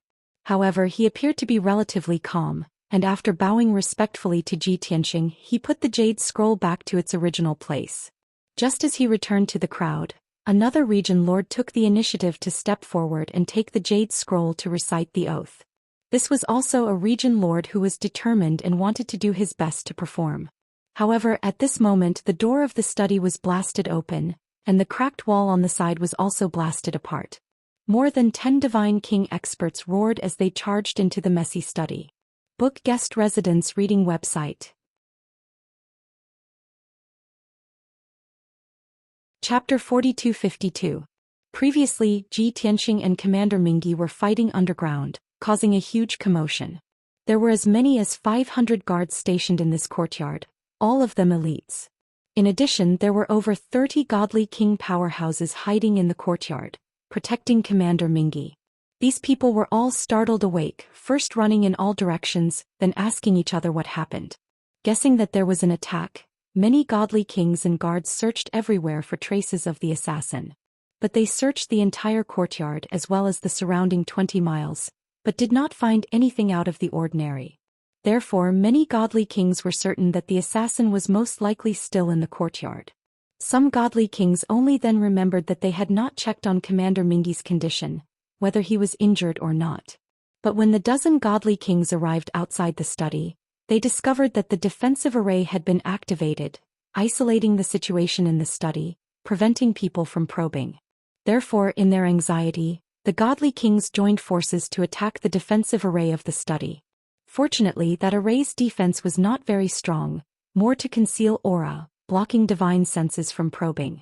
After the dozen godly kings joined forces to attack a few times, they actually broke a hole in the array, even collapsing 2 walls. But when they rushed into the study and saw the situation inside clearly, they were dumbfounded on the spot. In the messy study, the 10 domain lords were present, but Commander Mingi was nowhere to be found. The 10 domain lords' expressions and postures were very strange. There was also a Dragon Clan youth in white robes in the study, looking very mysterious and dignified. Beside that white-robed youth stood 2 unfamiliar godly king powerhouses. And those 10 domain lords' postures seemed to be very respectful to the white-robed youth. What was going on? Who was that white-robed youth? There was silence in the study, everyone looked at each other but no one spoke. Suddenly, a middle-aged godly king saw the white-robed youth's face clearly, and his expression changed drastically, subconsciously crying out in surprise. Kenshin. He's Kenshin. The sudden cry of surprise was filled with deep shock and fear. The other dozen godly kings were stunned, staring at the white-robed youth in disbelief, carefully observing and sizing him up. When the face of the white-robed young man in front of them overlapped with the face of Kenshin in their memories, everyone was horrified. That's right, he was the famous Kenshin. No one dared to believe that Kenshin would actually sneak into Yudu City alone to assassinate Commander Styx. Most importantly, Kenshin seemed to have succeeded. If Commander Styx was still alive, he would definitely show himself and fight the Kenshin or order his guards to assist him. Since Commander Mingi was nowhere to be found and the 10 territorial lords were subservient to Kenshin, one could guess that Commander Mingi was most likely dead. Retreat. The first reaction of several god kings was to retreat immediately and flee back to the Netherworld Divine Palace. Commander Akron might have already died. However, they couldn't rule out the possibility that Commander Styx had escaped back to the Netherworld Divine Palace. There were also 20,000 guards and 200 divine king powerhouses. Could be said to be an impregnable fortress, impregnable as a fortress. In the entire Yudu City, only the Netherworld Divine Palace could be considered safe. 9 god kings instinctively turned and rushed out of the study with this thought in mind. However, there were still 2 god kings who were too loyal to Commander Mingi or were too honest. They actually questioned Ji Tianxing and the 10 territorial lords loudly. Kenshin, you killed Commander Mingi? Territorial lords, where did Commander Mingi go? Is he injured? What are you standing there for? Why aren't you gathering the guards and fighting Kenshin together? The 2 god kings were the captains of Commander Mingi's guards. They had always been in charge of protecting Commander Mingi. Saying these words was only their instinctive reaction. However, the 9 god kings who turned and fled and the 10 territorial lords in the study were stunned when they heard this. They all looked at the 2 god kings in unison, revealing complicated expressions and gazes. Some had an expression of admiration that said, "Brother, you're really awesome." Some didn't know whether to laugh or cry with a look that said, "Are you two really stupid or just pretending to be stupid?" Some had pity and helplessness in their gazes. The place was temporarily quiet. It was dead silent. Ji Tianxing glanced at the 2 god kings and casually shot out a dazzling golden light, which instantly enveloped the entire residence. Swoosh. A golden light barrier with a radius of 3,000 feet sealed the entire residence. Immediately, all the guards and god kings who scurried about frantically in the courtyard in search of the Styx commander all froze. Everyone raised their heads and looked at the golden light barrier, revealing angry and helpless expressions. "Since you're here, stay," Ji Tianxing said indifferently. The dozen god kings seemed to have woken up from a dream, and they immediately revealed looks of regret. It was obvious that Kenshin planned to kill them all. If they knew this would happen, they wouldn't have stopped just now. They would have fled without a care. And now the entire residence was sealed. It was impossible to escape even if they wanted to. The patriarch of the Hidden Dragon clan and the Kuei clan reacted. They hurriedly held their divine weapons and shouted at the dozen god kings at the door. "What are you waiting for? Get in here if you don't want to die. Lord Kenshin is here. If you know what's good for you, immediately admit defeat and surrender." Actually, everyone had already thought about it. Commander Mingi was definitely not Kenshin's match, and Yuta City would fall sooner or later. Therefore, this outcome was within their expectations. What they cared about the most was whether Kenshin would forgive them and spare their lives. They were so flustered just now because they were afraid that Kenshin would kill them all with just a few moves. Now it seemed that Kenshin wasn't that cruel and violent. As long as they admitted defeat and surrendered, they still had a chance to live. The dozen god kings heaved a sigh of relief and returned to the study. Only the 2 guard captains of Commander Mingi's guards stood awkwardly on the spot. Just now no one else spoke.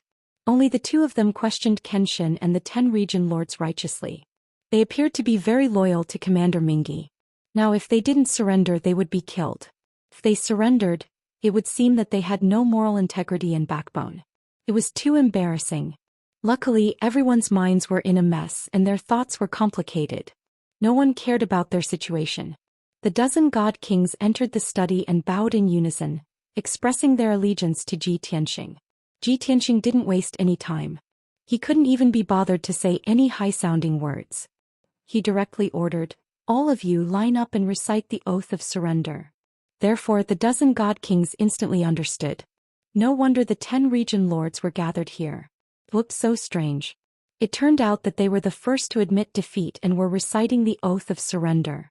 Too despicable. These fellows were in high positions and were usually more loyal than anyone else. They didn't expect that they would surrender the moment something happened to Commander Mingi. Chapter 4253. The dozen or so god kings and domain lords in the study came from different factions and were not harmonious with each other. In the past, everyone would fight to be the first to show their loyalty to Commander Styx and the Netherworld Divine Emperor. Because of this, there was no lack of scheming among them. Now that something had happened to Commander Styx, they had no choice but to surrender to Kenshin. Seeing the 10 domain lords surrender first and being very respectful in front of Kenshin, the dozen or so god kings were jealous and angry. They only hated themselves for not surrendering to Kenshin at the first moment. If they had performed well, they might have been able to get an official position under Kenshin. Furthermore, in front of Kenshin, it was impossible for them to play any tricks or schemes. Next, the few domain lords no longer hesitated. They all rushed to receive the jade scrolls and quickly recited the oath of surrender. Soon, divine light and Tao runes appeared on the domain lords who had recited the oath of surrender. Shocking thunder boomed in the sky above Yudu City. Ji Tianxing used his divine senses to scan the courtyard and the situation in Yudu City. He realized that the courtyard was in a mess. 500 guards and a dozen or so god kings were trying to break out of the encirclement and break through the golden light barrier. Those people already knew that something had happened to Commander Styx and guessed that Kenshin was in the study, so they didn't dare to go near. To prevent any accidents from happening, Ji Tianxing ordered the 2 clan leaders and the 3 domain lords who had already surrendered, "Gather everyone in the courtyard. Those who are willing to surrender, gather in the courtyard. Those who are unwilling to surrender and resist with all their might, kill them without mercy." The Hidden Dragon clan, the Kuei clan leader, and the 3 domain lords hurriedly obeyed and ran out of the study happily to carry out the mission. Especially the 3 domain lords who had just sworn the oath of surrender. They were indescribably surprised. After all, they had just surrendered and received a mission from Kenshin. This meant that Kenshin trusted them and gave them a chance to perform. Didn't they see the envious expressions of those god kings and domain lords who were preparing to surrender? Such a good mission and opportunity to perform, they had to grasp it well and not screw it up. With such feelings, the 3 domain leaders and the 2 clan leaders rushed into the house and flew into the night sky to carry out their mission. Under their shouts, threats, explanations and persuasions, the 500 guards and god kings stopped panicking. They all quieted down. The 2 clan chiefs spoke the truth, saying that Kenshin Great One was here, already killing the Styx commander. All the soldiers under Mingi's command could be spared from death if they surrendered. Those who resisted would be killed without mercy. The 500 guards and a dozen god kings were filled with fear and doubt. At this time the 3 region masters jumped out again and said with certainty that Commander Mingi was dead, Yuta City was destined to fall, and Reincarnation Island would definitely be controlled by Kenshin. As time went by, the guards and god kings were thrown into disarray. They gradually began to believe this result. Under the coercion of the 2 clan leaders and 3 domain lords, most of the guards and divine kings chose to surrender and obediently gathered in the courtyard. However, there was a small number of stubborn people who still had hope. They tried to escape from the Golden Light Shield and returned to Netherworld Divine Palace to investigate. The 2 clan leaders and 3 domain lords acted decisively and killed those people with brute force. This shocked everyone, causing the remaining 400 guards and a dozen god kings to obediently stay in the courtyard. They didn't dare to have any other thoughts. After a while the swearing in the study ended. In order to save time, Ji Tianxing took back the jade scroll. He directly produced a light screen and displayed the contents of the swearing to surrender. He let the domain lords and god kings read it out. Everyone could only read the swearing at the same time with different expressions and tones. The scene was quite interesting and the atmosphere was a little strange. Fortunately, it was very efficient. In a short time, the dozen people had successfully surrendered and the Heavenly Tao Oath was established. Then Ji Tianxing brought the surrendered domain lords and god kings out of the study and into the house. In the spacious house, the ground had cracked and the surrounding buildings had collapsed. Broken fences and walls could be seen everywhere. It was a mess. More than 480 guards and 16 god kings stood in the courtyard obediently and waited. Although everyone was mentally prepared when they saw Kenshin appear, they were still shocked and fearful. Many people looked at Kenshin curiously, but they were intimidated by Kenshin's majestic aura and didn't dare to look directly at him. The courtyard was silent. The domain lords and god kings who had surrendered didn't dare to speak casually. Ji Tianxing took out a dozen shards of godhood and held them in his palm. They were wrapped in golden divine light and displayed for everyone to see.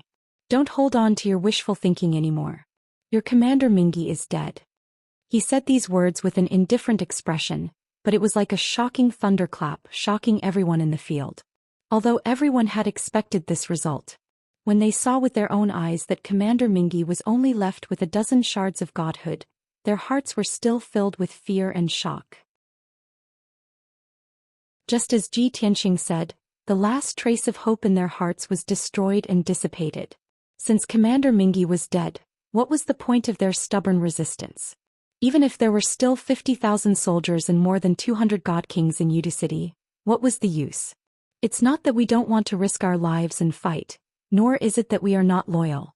It's just that Commander Mingi died too quickly. These thoughts flashed through everyone's minds at the same time.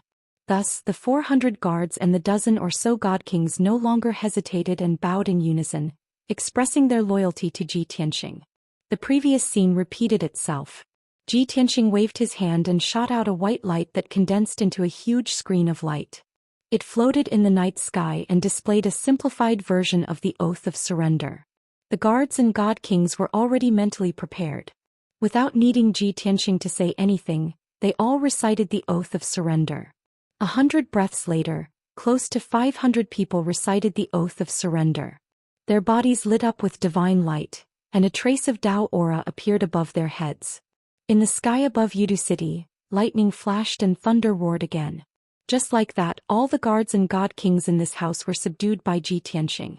Next, Ji Tianxing started to give orders and assign many tasks. He first sent a message to the 5,000 soldiers stationed outside the city and ordered them to prepare for battle immediately and wait for orders to attack the south city gate of Yuta City. Then he ordered the 2 region lords to lead 4 godly king experts to take over the control of the southern city gate.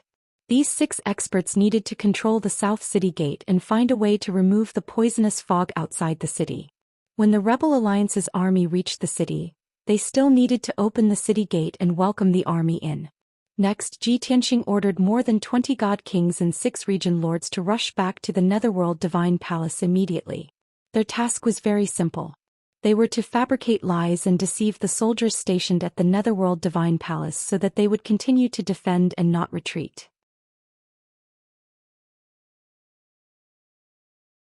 Chapter 4254. The Netherworld Divine Palace was the core of Yudu City. There were 200 God King powerhouses there as well as 20,000 elite soldiers. Yudu City was in chaos and so was the Netherworld Divine Palace. Ji Tianxing was worried that some God King experts would sense that something was amiss and flee with their soldiers. Once that happened, he wouldn't be able to wipe out all the forces loyal to Commander Styx. He would have to spend a lot of time and effort to clean up those that escaped. It would be troublesome. Ji Tianxing had already thought of an excuse to deceive the soldiers of the Netherworld Divine Palace. He would say that Kenshin snuck into Yudu City to assassinate Commander Styx and was discovered in time. With the help of many guards and God Kings, Commander Styx blocked Kenshin's attack and escaped from Yudu City. Kenshin chased after Commander Styx alone. However, Commander Styx was only lightly injured and had many God Kings protecting him. He could also mobilize soldiers to stop Kenshin along the way, so he was safe for the time being. Furthermore, Commander Styx would circle around and try to shake off Kenshin. He would return to the Netherworld Divine Palace soon. At that time, Commander Styx would still defend the Netherworld Divine Palace and continue to fight against Kenshin. In short, he wasn't afraid of Yudu City being attacked. The Netherworld Divine Palace was the most important and couldn't be abandoned. This was the argument that Commander Styx had always emphasized. The soldiers guarding the Netherworld Divine Palace all knew about it. In order to increase his credibility, Ji Tianxing even found Commander Akron's command token in his spatial ring. He always carried that token with him. It was very important. Seeing the token was equivalent to Commander Styx personally coming. The 10 domain lords that appeared in the house tonight were all experts that Commander Styx trusted and thought highly of. The God Kings guarding the place were also the experts, generals, and commanders that Commander Styx trusted and was closest to. As long as the domain lords and God Kings had Commander Styx's token, they would definitely be able to take over the Netherworld Divine Palace and control the 20,000 soldiers and God Kings. After Ji Tianxing gave the order, the domain lords and deity kings bowed and said yes, before leaving the courtyard to carry out their mission. Ji Tianxing did not assign any missions to the remaining guards and God Kings. Instead, he took them into the world within the primordial chaos bell and took them away with him. After all, the God Kings and their guards should be protecting Commander Styx from Kenshin's pursuit as he fled. For the time being, they couldn't show their faces. Otherwise, the lie would be exposed. Ji Tianxing brought the 2 patriarchs out of the house and removed the golden barrier. The 3 of them maintained their invisible state and traveled through Yudu City. After observing, they realized that Yudu City was already in chaos. Lights were everywhere and figures were moving about. There were also countless strong practitioners flying to and fro in the night sky. The huge commotion from before had turned the entire Yudu City upside down. The ground had cracked and the buildings had collapsed. The 1 million civilians who remained in the city were shocked. They fled in panic and shouted. Of the 30,000 soldiers guarding Yudu City, close to 10,000 were sent out to patrol and search for traces of the assassins. The 20,000 soldiers guarding the Netherworld Divine Palace strictly followed Commander Styx's orders. No matter what happened outside, they didn't let down their guard and continued to guard their posts. However, the 200 God Kings in the Divine Palace were more free. Half of them flew out of the Divine Palace and were investigating the situation in Yudu City. After that, Ji Tianxing forced the 10 domain lords, close to 500 guards, and God Kings to swear a heavenly Tao oath, which caused a phenomenon in heaven and earth. In the sky above Yudu City, shocking lightning kept exploding and deafening thunder boomed. The terrifying might of heaven enveloped the entire Yudu City, causing everyone to be terrified. The civilians who were fleeing in panic saw that Yudu City was sealed and couldn't escape. They could only hide in their own residences. The soldiers guarding the city and patrolling guards were also playing their roles actively. They comforted the frightened civilians and quickly restored order and peace. Ji Tianxing flew in the city for a while and observed the situation in the city. He then made a decision. The situation wasn't bad. At least there wasn't too much chaos and there wasn't a large batch of soldiers escaping Yudu City. From this, it could be seen that the 50,000 soldiers and 200 God Kings had firm wills. They were also very loyal to Commander Styx. It was also because of this that he couldn't let these people escape Yudu City. He had to plan carefully and catch them all in one fell swoop. Otherwise, if these soldiers were scattered all over Reincarnation Island, they would stir up trouble in the future. The chiefs of Hidden Dragon and Kuei tribe followed behind Ji Tianxing. After a long silence, they finally couldn't help but ask. Lord Kenshin, Commander Styx has been killed by you. Yuda City has no leader. What should we do next? Lord, I think that if we wait for Chief Song He to lead the army here, it will take a few more days. The people of Yudu City are already in a state of panic. If we delay, there might be changes. We have to attack the city as soon as possible and take control of this city. The 7,500 soldiers led by Chief Song He hadn't arrived yet. If Ji Tianxing wanted to attack Yudu City, he could only use the 5,000 soldiers outside the city. And those 5,000 soldiers were the disciples of Hidden Dragon and Kuei tribe. In other words, if Ji Tianxing did that, the merit of conquering Yudu City would belong to these two tribes. They would become the greatest contributors. The two chiefs had made such a suggestion with the intention of snatching the merit, but it was indeed in line with the actual situation. However, Ji Tianxing already had plans. He said calmly, I will let Yuan and Region Lord and the rest control the South City Gate to ensure that the city gate can be opened at any time and remove the toxic fog outside the city. Only then can we coordinate with the outside and welcome the army into the city. The 5,000 disciples of Hidden Dragon and Kuei tribe also have to be prepared at all times in case of any sudden situations. However, this is just a precautionary measure. There's still a huge risk.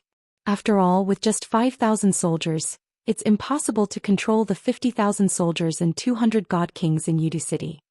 The two chiefs were speechless. They also understood that this plan wouldn't work, so they asked, since my lord already has a plan, we will naturally follow your orders. However, I wonder what my lord plans to do. Ji Tianxing revealed a playful smile and said, the main task is still to control Netherworld God Palace and stabilize the 20,000 elite soldiers and 200 god kings. The 6 region lords and 22 god kings that I will send are all strong practitioners that Commander Mingi trusts the most. They are basically the god generals and commanders that lead the army.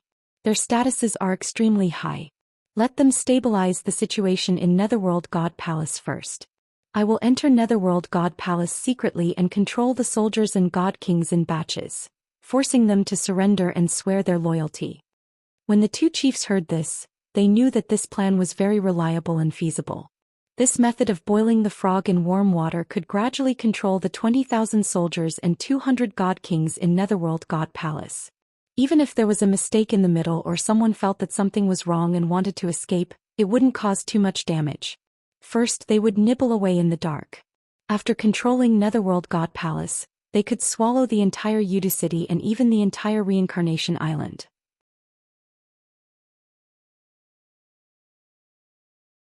Chapter 4255.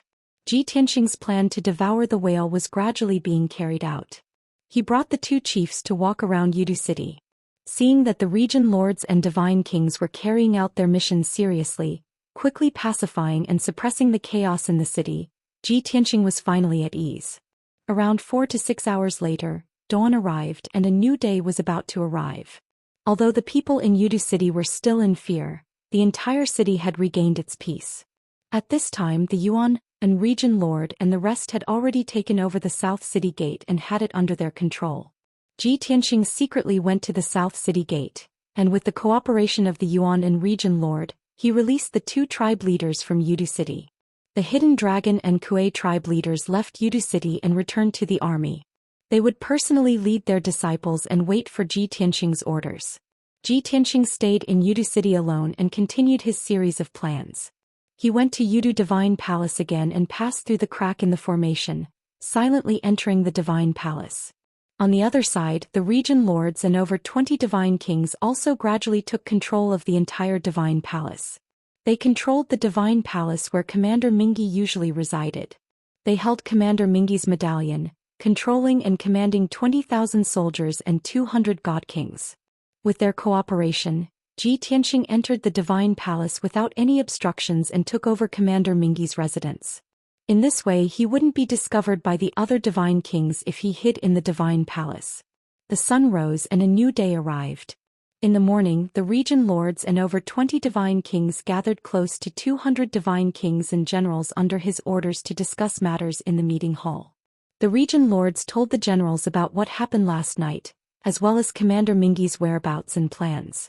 Commander Mingi escaped and shook off Kenshin's pursuit. During this period of time, they would pass on Commander Mingi's orders and command the defense of Yudu City. No matter what happened, Yudu City couldn't fall into chaos, and Yudu Divine Palace had to be strictly guarded. Nothing could go wrong. If anyone left their post or escaped, they would be executed on the spot. There was no tolerance. Most of the god kings and generals had no objections to this. Everyone was willing to hole up in Yudu City and hide in the Netherworld Divine Palace, waiting for Commander Mingi to return. However, among the many god kings, the patriarchs and elders of 4 ancient clans were extremely dissatisfied with this and raised their doubts. Their loyalty to Commander Styx was lower, their own forces were stronger, and their sense of smell was sharper. They had sensed a conspiracy and danger in this incident.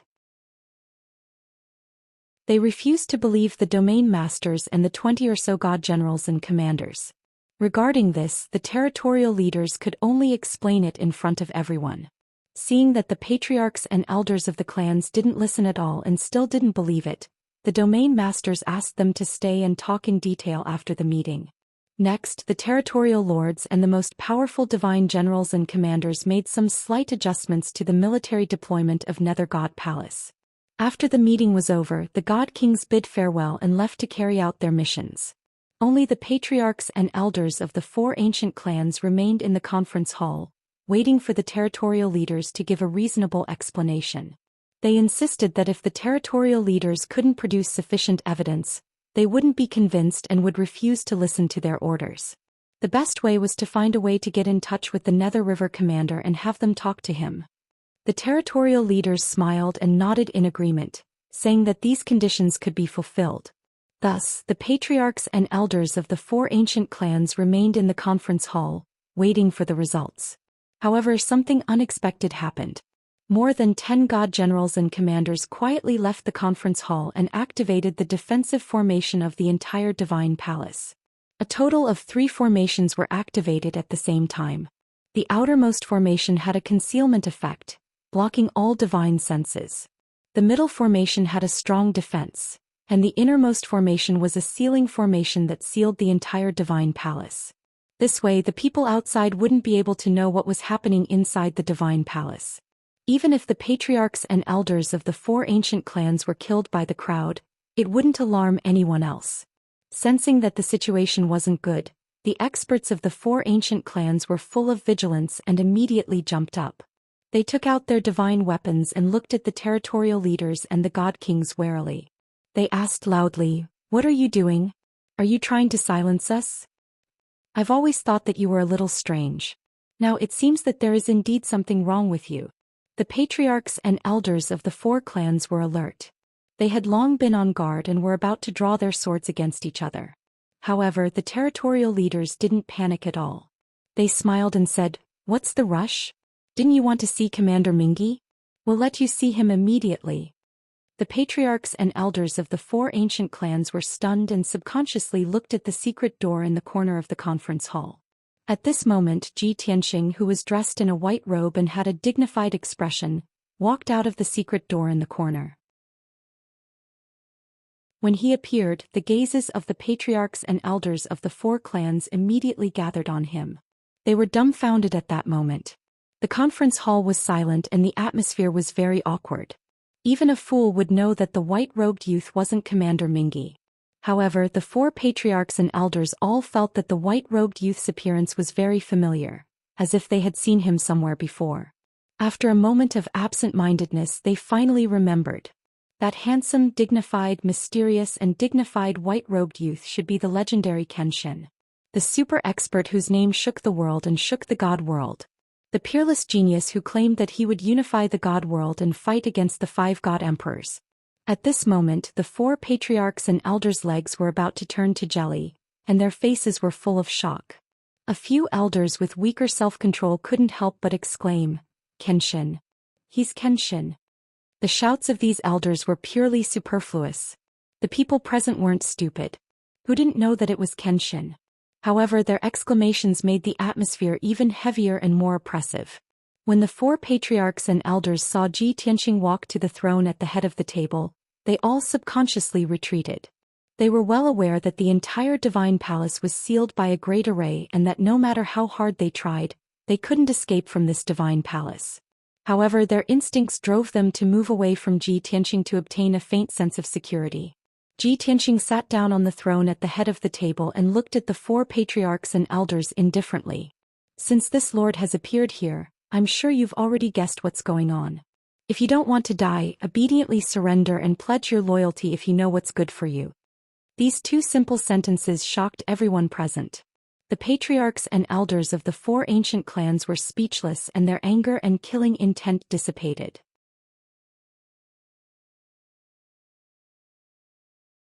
Chapter 42-56. The patriarchs and elders of the four clans were not stupid. They immediately saw through the trick and guessed the truth. Since Commander Styx had disappeared and Kenshin had appeared in this divine palace, the domain lords and the many divine kings seemed to be very respectful to Kenshin. They looked submissive and flattering. It was obvious that Kenshin had indeed infiltrated Yudu City to assassinate Commander Styx. But the outcome was not as the domain lords had said. Commander Styx had been injured and escaped. Instead, he had been killed by Kenshin. The current situation was obvious. The domain lords and the many divine kings in the main hall had long submitted to Kenshin. They had become Kenshin's spies and controlled the Netherworld Divine Palace. Next, the other party would definitely think of a way to control the entire Netherworld Divine Palace and then Yudu City. Facing the mysterious and powerful Kenshin, the patriarchs and elders of the four clans did not have any intention of resisting. Not to mention the fact that Kenshin had the domain lords and the many divine kings beside him. Even if Kenshin was alone, they did not have the guts to attack. Even if they had 12 divine kings, they were not confident that they could defeat Kenshin alone. This was the deterrence of a peerless expert. The four patriarchs and elders were silent. They were silently weighing the pros and cons in their hearts. They were not willing to speak. Although they had predicted the outcome and knew that they could not resist today, they had pride and dignity. However, everyone had their own pride and backbone. Due to this problem, they didn't want to appear too weak to avoid being mocked by others. But Ji Tianxing did not have the time to slowly waste time with them. He directly released a violent divine aura that swept towards them. I will give you 10 breaths of time. If you do not surrender, you will be killed without mercy. The four patriarchs and elders were stunned. They immediately showed fear in their eyes. They hurriedly looked at each other and communicated with their eyes. But everyone was in despair and helplessness. No one could think of a way or come up with any ideas that could change the situation. Time passed by breath after breath. Everyone was under immense pressure. They were enduring the torment and the threat of death. Soon the 10 breaths of time would be up. Finally, one of the patriarchs could not withstand the pressure and took the lead to lower his head to Ji Tianxing. Please calm down, Lord Kenshin.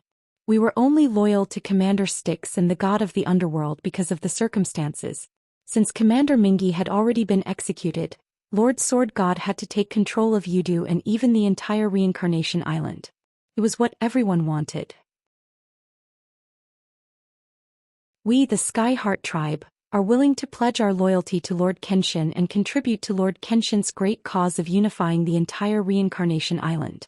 Clan head Tian Exen first explained himself to clear the relationship between the Sky Heart race and Commander Styx. Then he expressed his respect for Kenshin and flattered him a little. No one knew exactly what he was thinking and what he was thinking. But this process had to be done. Even if he surrendered, at least it would look more dignified. After clan leader Ji Tianxing finished speaking, the other 3 clan leaders saw that he was the first to surrender and no longer had any reservations. They all expressed their loyalty to Ji Tianxing. Since the 4 clan leaders were all willing to surrender and pledge their loyalty, this matter was settled. Ji Tianxing waved his hand and threw out a jade scroll. It flew in front of the 4 clan leaders and made them read the oath of surrender one by one. He knew that the 4 patriarchs were exceptionally loyal to Commander Styx. Thus, he could not be bothered to probe their sincerity in surrendering, much less entrust them with important tasks. He only forced them to read the oath of surrender and not cause trouble in the future. The 4 clan leaders did not know what Ji Tianxing was thinking. They still thought that since they had surrendered, they had to show off in front of Kenshin no matter what. Thus, they scrambled to snatch the jade scroll and took the initiative to read the oath of surrender. The domain lords and many divine kings had seen this scene before and could guess what the 4 clan leaders were thinking. They couldn't help but sneer inwardly. Not long after, the 4 clan leaders read the oath of surrender one by one. At this moment, their bodies lit up with divine light, and Dao runes appeared above their heads. Above Yudu City, lightning flashed and thunder rumbled. Feeling the mysterious heavenly might, the 4 clan leaders kept quiet out of fear, their hearts filled with unease. Now, even if they were given 10 guts, they would not dare to disobey Kenshin's orders. But this matter was not over yet. Tianxing took out a simple oath of surrender and threw it to the 8 clan leaders, asking them to read it in front of everyone. Although the 4 clan leaders could represent their clans, Tianxing was not afraid of them playing tricks. They had not sworn an oath of surrender. However, the 8 elders did not swear an oath to the Tao of Heaven. If they intentionally or unintentionally leaked any information and harmed Tianxing's interests, that would be unforgivable. To prevent such a thing from happening, it was more reliable to make them swear an oath. The 8 clan leaders did not expect Kenshin to target them. While they complained in their hearts, they could only obediently read the oath of surrender. They had no choice. Their clan leaders had already surrendered and pledged their loyalty. They could not possibly resist, right? Not to mention that if they resisted, it would make things difficult for the clan leaders. Just Kenshin's anger alone could easily take their lives. In order to protect themselves, it was better to obediently pledge their loyalty. Anyway, the many god kings in the hall had already sworn their oaths of surrender, so it was not embarrassing. Just like that, after a few minutes, the 8 clan leaders had all surrendered. In the sky above Yudu City, the dull sound of thunder rang out again. The tens of thousands of guards in the city as well as the millions of citizens were all shocked by the mighty heavenly might and the rumbling thunder. The citizens were all anxious and secretly discussed why such a phenomenon of heaven and earth had appeared again. Such a phenomenon appeared last night, and it was said that Kenshin had come to assassinate Commander Styx. Why did it appear again today? Could it be that Kenshin was still in Yudu City? Was he still fighting with Commander Styx? That was impossible. If that was the case, Yudu City would not be so peaceful. It would have been destroyed by the aftermath of the battle between the 2 experts. Therefore, some citizens guessed that Kenshin was the favored child of the heavens, the embodiment of justice, representing the heavenly Tao to protect the order of the god world. This should be the tyranny of Commander Styx and the god of the underworld, which angered the heavens, so such a lightning punishment was sent down, right? The citizens discussed fervently and there were all kinds of strange theories. Fortunately, there were many experts and guards in the city, so the city could still maintain its peace and did not become chaotic. Not long after, the patriarchs and elders of the 4 clans left the discussion hall with normal expressions. The 3 god formations of the god palace were also closed and everything returned to normal. Some of the guards and soldiers outside, even if they had some doubts, did not dare to casually discuss or ask. Even if there were some generals who asked the 4 clan leaders what had happened previously. The 4 clan leaders and the 8 clan leaders also said that they had received a message from Commander Styx in the hall, and they had to keep it a secret before activating the defensive formation.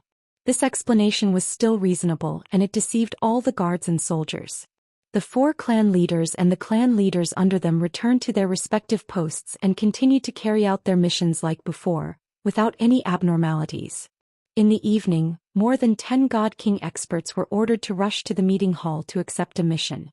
Clearly, Tianxing had started to nibble away at the 200 God Kings in the Netherworld God Palace. Bookhouse Reading Website.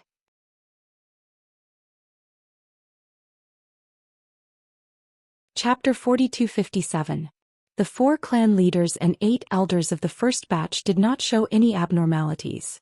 The 20,000 soldiers and god kings of the Netherworld God Palace naturally did not notice anything, let alone expect Kenshin to be there. Therefore, the 18 god kings of the second batch received a secret order from the territorial lords and knew that there was a top-secret mission for them. They entered the meeting hall without any precaution. What happened next was similar to what happened before. The triple divine formation was activated again and enveloped the entire divine palace, isolating it from the outside world's divine consciousness.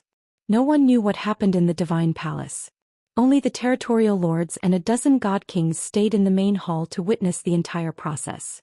The Divine Palace's defensive formation was only deactivated after about an hour. 16 god kings left the main hall one after another and returned to their posts with calm expressions. There did not seem to be anything out of the ordinary. The soldiers outside the Divine Palace did not know what they had experienced at all. They did not know why only 16 of them came out of the 18 who went in. Even the soldiers and god kings who were familiar with them could not get any answers when they asked the 16 people. They all used the reason of confidentiality and refused to reveal any information. Just like that, the second batch of god kings was forced to submit and swear allegiance to Ji Tianxing. The two stubborn god kings who would rather die than submit, died just as they wished and joined Commander Styx in death. As time passed, in the next 2 days, the territorial lords summoned the remaining 170 god kings 10 times. Every time a god king was summoned and entered the Divine Palace, the triple divine formation would be activated. Most of the 10 batches of god kings left unscathed. Only a handful of god kings disappeared mysteriously and never appeared again. The god kings who left unscathed did what they were supposed to do as usual. There was nothing out of the ordinary. However, they did not talk about the details of the top-secret mission. After the same thing happened several times, the soldiers stationed in the Netherworld God Palace sensed that the atmosphere was strange. Something was not right. However, the 20,000 soldiers were suspicious and discussed in private, but they could not say anything. They plucked up their courage and tried their best to beat around the bush with the many god kings, but they could not get a direct answer. As a result, the 20,000 soldiers were once again filled with anxiety. It seemed that the Netherworld Divine Palace was starting to become restless. The 20,000 soldiers might mutiny and defect. At this time, the experts led by several domain lords issued an edict in the name of Commander Mingi. They gathered 20,000 soldiers and announced a major event. In order to ensure that this top-secret information would not be leaked, they had to activate the defensive formation of the Netherworld Divine Palace. In addition, the 20,000 soldiers had to temporarily leave the sentry post and gather at the square. This strange order came at the right time. At the very least, the 20,000 soldiers knew that the questions in their hearts would soon be answered. Therefore, the soldiers left their posts and rushed to the square in the middle of the Divine Palace. The square with a radius of 10,000 feet was large enough to accommodate 20,000 soldiers. They lined up in the square according to different forces and formations. Close to 100 divine king powerhouses surrounded the plaza, waiting patiently. There were also dozens of god kings who went to activate the defensive array of the Netherworld Divine Palace. Swoosh, swish. Not long after, divine light soared into the sky from all directions, forming a huge screen of light. Soon, all the formations within a radius of 15 miles were activated, forming a semicircular blood-colored screen of light that sealed the entire Netherworld Divine Palace. The blood-colored screen of light blocked out divine consciousness. Everything that happened in the Divine Palace could not be detected by the outside world. Seeing this, the 20,000 soldiers on the square immediately panicked and worried. Many of them had a bad premonition. Fortunately, the domain lords led many divine generals and commanders to appear above the square in time, attracting everyone's attention. These domain masters, divine generals, and commanders were the strongest, most powerful experts under Commander Mingi's command. In other words, they were also the core leaders of Yudu City and the tens of thousands of soldiers. Since they had appeared, the 20,000 soldiers waited patiently to see what they were going to announce and how they were going to explain it. However, what happened next left the 20,000 soldiers dumbfounded. The domain lords looked at the 20,000 soldiers with faint smiles on their faces. Someone directly announced a piece of news. 2 days ago, the famous Lord Kenshin did indeed sneak into Yudu City to assassinate Commander Mingi. Commander Mingi had expected this day to come, so he was not in the Netherworld Divine Palace. He led many guards and powerhouses to hide in a house in the southern part of the city. He originally wanted to escape from Yudu City in the chaos when Kenshin attacked the Netherworld Divine Palace, abandoning all his soldiers. Unfortunately, the wise and mighty Lord Kenshin still found him and killed him easily with lightning speed. Upon hearing this shocking news, the 20,000 soldiers were dumbfounded and petrified on the spot. Such an earth-shattering change caused everyone to be extremely shocked, and their minds went blank. After a long while, the 20,000 soldiers came back to their senses and immediately burst into chaotic cries and shouts. Only then did they understand that the domain lords and godly king powerhouses had been acting for the past 2 days. It turned out that the rumors of Commander Mingi escaping from Kenshin's pursuit were all fake. There was also a portion of soldiers who did not believe this sensational news. They firmly believed that Commander Mingi would not be killed so easily. However, the 100-odd godly king powerhouses around the square all remained silent with indifferent expressions. It was obvious that they had known about this news long ago and had accepted this result. At this moment, the Grand Commander of the Forbidden Army stood up and said to the soldiers, "Everyone, there is no need to doubt. Commander Mingi has indeed fallen. Lord Kenshin also did not leave Yudu City and has always been in the Netherworld Divine Palace. In these 2 days, Lord Kenshin summoned all the godly king powerhouses in batches and told everyone this result. We have all been influenced by Lord Kenshin's righteousness and dignity and have all turned over to the light, swearing loyalty to Lord Kenshin. Even if there were a few stubborn ones, they have already been punished by the heavens and turned into ashes." The vice commander of the Forbidden Army also took 2 steps forward and added, "Previously, weren't you all puzzled as to why there was always lightning in the sky above Yudu City? To tell everyone the truth, that is because we swore an oath to the heavenly Tao and caused this phenomenon." Finally, a highly respected domain lord said to the soldiers, "The general trend cannot be defied and the will of the heavens cannot be defied. Lord Kenshin is the embodiment of justice, the messenger of the heavens, and has come to save Reincarnation Island. You all only have 2 choices now: either admit defeat and sincerely repent, or be punished by the heavens and die."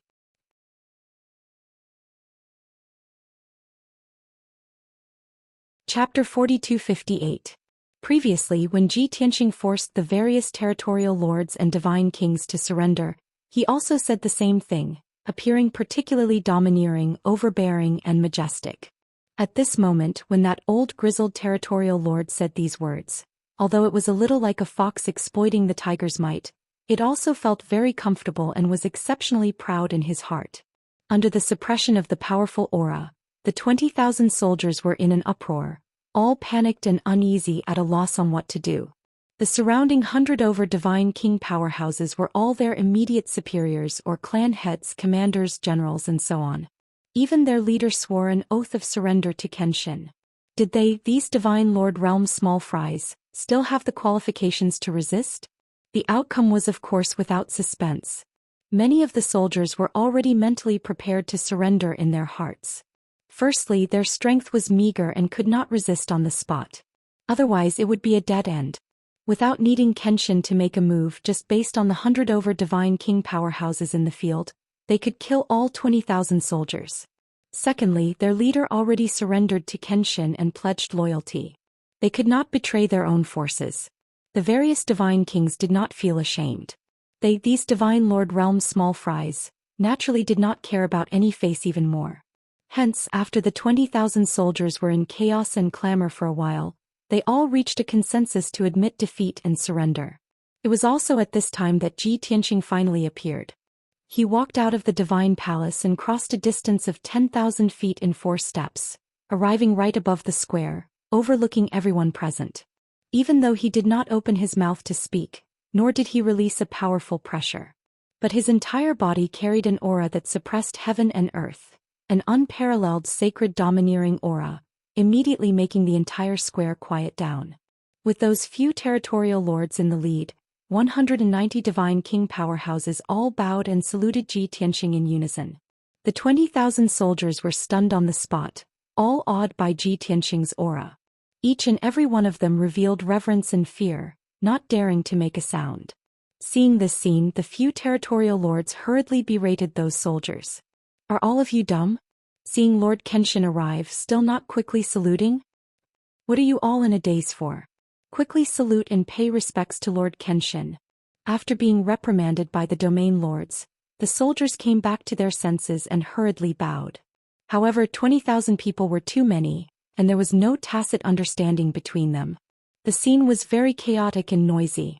The region masters, god kings, and generals all blushed at this unsightly sight. They were so ashamed that they wanted to crawl into a hole. These were the elite soldiers under their command. For them to perform in such an unsightly manner was a disgrace to them. Fortunately, Xianxia did not mind this. He calmly waved his hand and shot out a white light, which condensed into a huge white light screen in the sky. A large number of golden words appeared on the white light screen, showing a simplified version of the surrender oath of about 300 words. There was no need for Xianxia to explain anything. Everyone understood that the 20,000 soldiers had to swear this oath to the heavenly Tao before they could be considered to have surrendered and pledged their loyalty. A familiar scene appeared once again. The 20,000 soldiers carefully read the oath of the heavenly Tao on the light screen. The more they read, the paler their faces became and the more frightened they became. The oath's content was harsh and complicated. It was truly unprecedented and made one's scalp tingle.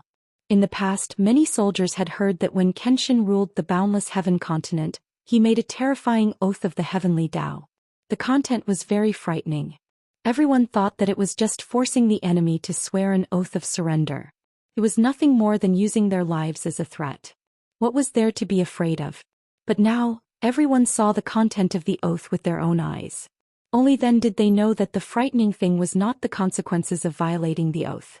Instead, this oath of the heavenly Tao was very detailed. It took into account all the possibilities that the swearer could harm Kenshin's interests and threaten Kenshin's safety. In other words, as long as they made this oath of the heavenly Tao, even if the soldiers did not mean what they said and secretly talked about Kenshin, it was not allowed. Even if they had disrespectful or hateful thoughts toward Kenshin, directly or indirectly harmed Kenshin's interests, or passively treated Kenshin's orders, they would be punished by the heavens. But anyone who made the oath of the heavenly Tao must be loyal to Kenshin wholeheartedly. Otherwise they would be reduced to ashes. The 20,000 soldiers suddenly understood. No wonder those 190 divine kings, their leaders were all so obedient and were very respectful toward Kenshin. It turned out that it was all the effect of the oath of the heavenly Tao. The plaza experienced a brief silence. Some soldiers with stronger mental fortitude began to recite the oath of surrender. The other soldiers came back to their senses. They were afraid that they would show too much hesitation and resistance, and be killed on the spot as a warning to others. Therefore they did not hesitate anymore and hurriedly recited the oath loudly. The plaza immediately became lively, clamorous, and a boiling cauldron of voices. The order in which the 20,000 soldiers recited the oath was different. Their voices were either loud or soft and were not uniform. Just by listening to the voices, it was very hard to distinguish who recited the oath and who muddled through.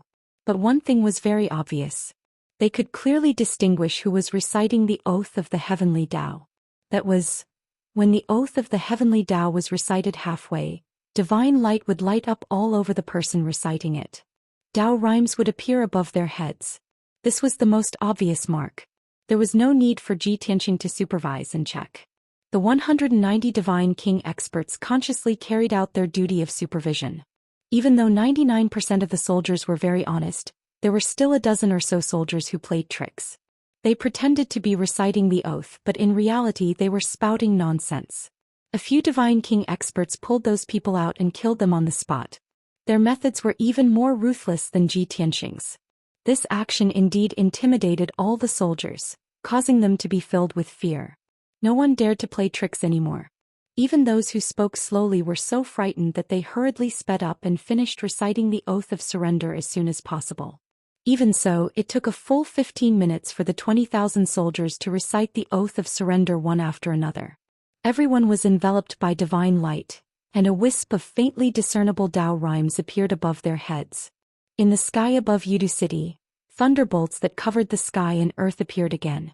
They flashed and boomed continuously. Yudu City, which was almost drowned by the lightning in the sky, fell into panic once again. The million citizens were on tenterhooks as they discussed quietly. The 30,000 soldiers guarding the city still didn't know what was going on. They were also very flustered and worried, and they all sent messages to the god generals to report. Those soldiers guarding the city would never have thought that their generals had long pledged their loyalty to the Kenshin. Hence, the reply that the 30,000 soldiers received was also very easy to guess. Naturally, it was for them to remain calm and not panic. When the soldiers guarding the city received the reply, they were still skeptical. However, there was nothing they could do. They could only stick to their post. Not long later, the 20,000 soldiers of the Netherworld Divine Palace had all surrendered. The entire Netherworld Divine Palace had completely fallen into Ji Tianxing's control. He also appeared openly and didn't need to hide anymore. At this point, the plan to swallow the whale was more than half completed. As long as he subdued the 30,000 soldiers guarding the city, it would be over.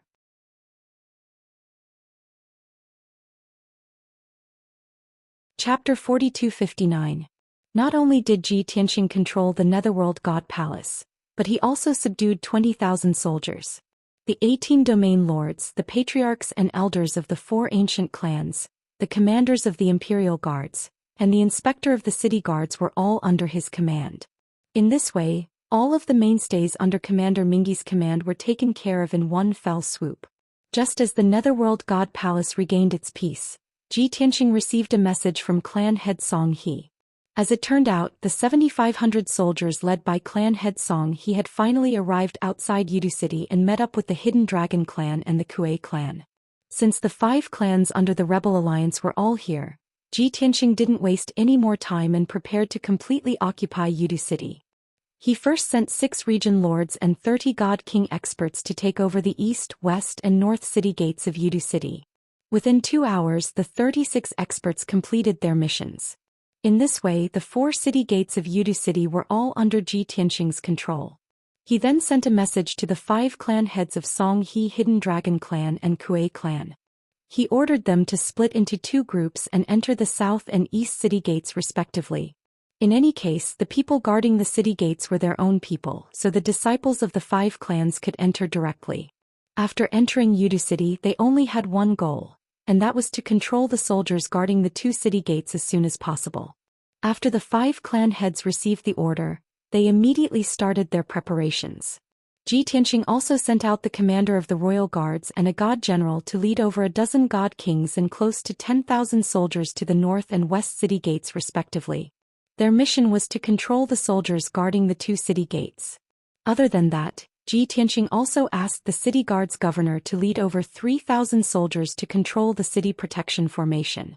Ji Tianxing only had one request for the various armies, and that was to control the 30,000 soldiers guarding the city. None of them could escape.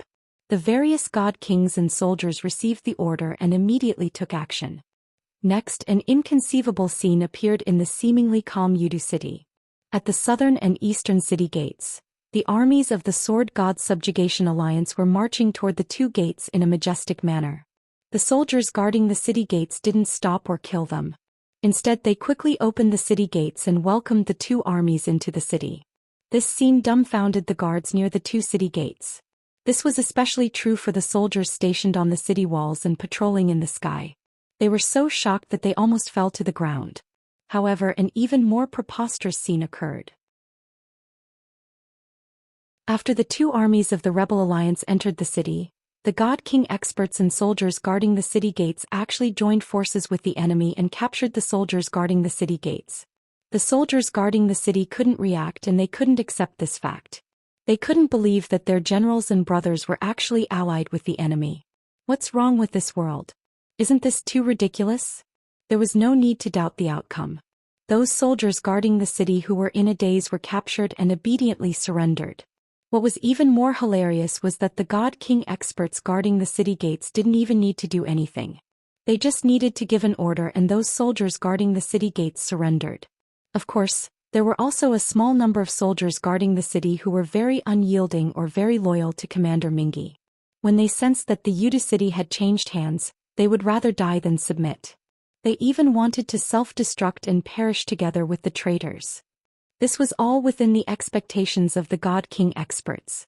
They promptly took action and used their lightning-fast methods to extinguish the flames of self-destruction. They didn't cause any damage.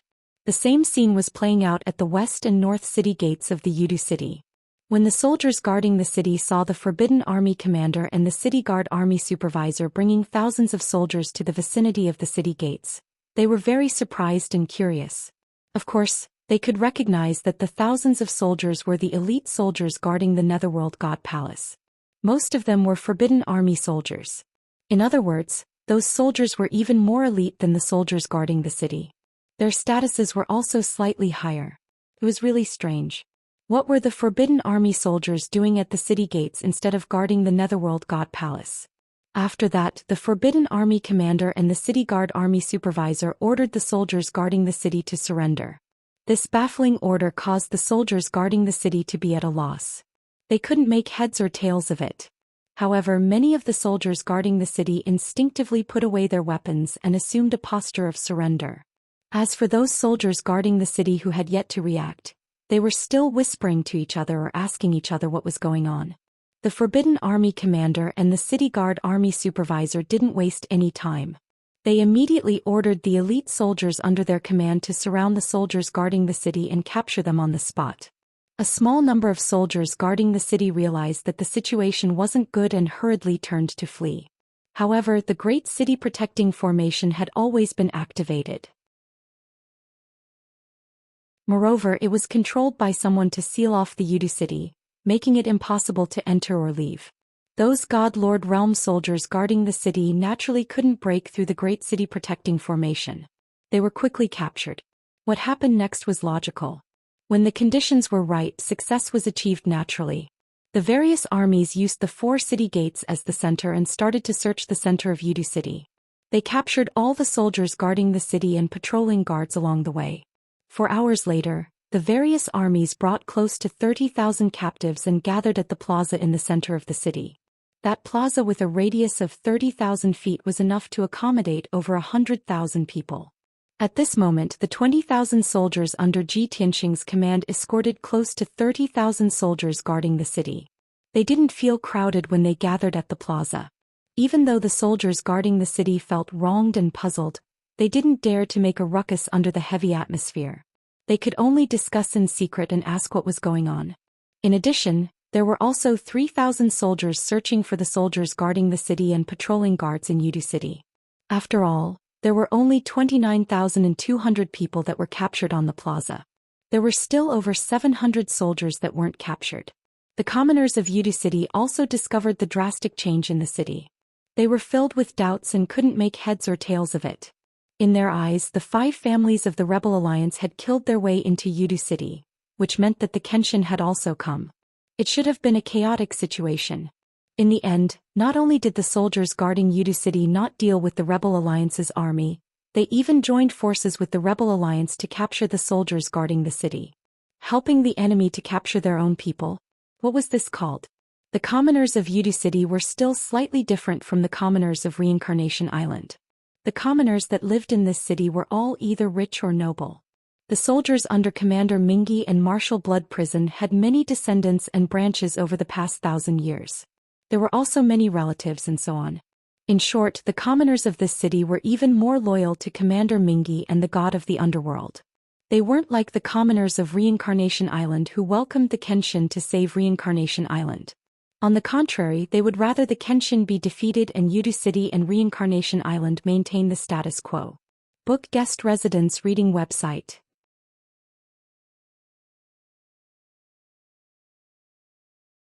Chapter 4260. Of course, no matter how much the citizens of Yudu city didn't welcome the Kenshin, they didn't have the guts to unite and resist.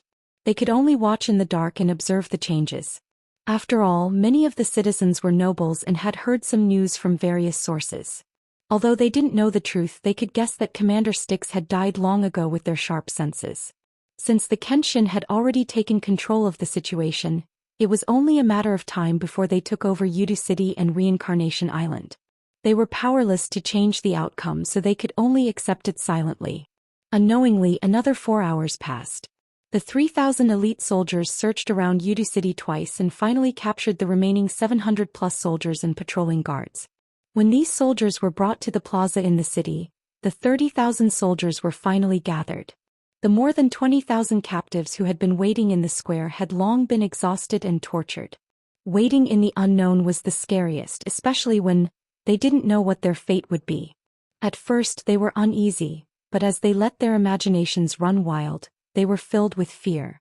Now that the 30,000 soldiers were gathered, they guessed that the time to decide their fate had arrived, right? As expected, the Imperial Army commander, vice commander and city guard inspector began to speak. It was still the same speech as before, telling the soldiers that Commander Styx had already been killed by the Kenshin. Now the 20,000 elite soldiers and close to 200 God King experts had already surrendered to the Kenshin. These 30,000 soldiers had to surrender to the Kenshin and swear their loyalty. Otherwise they would be executed on the spot.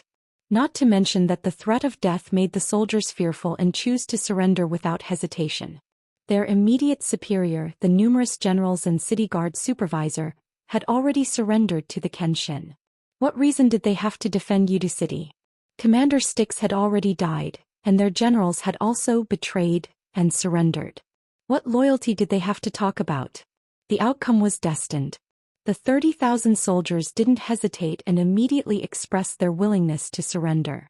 Therefore Ji Tianxing appeared at the most appropriate time.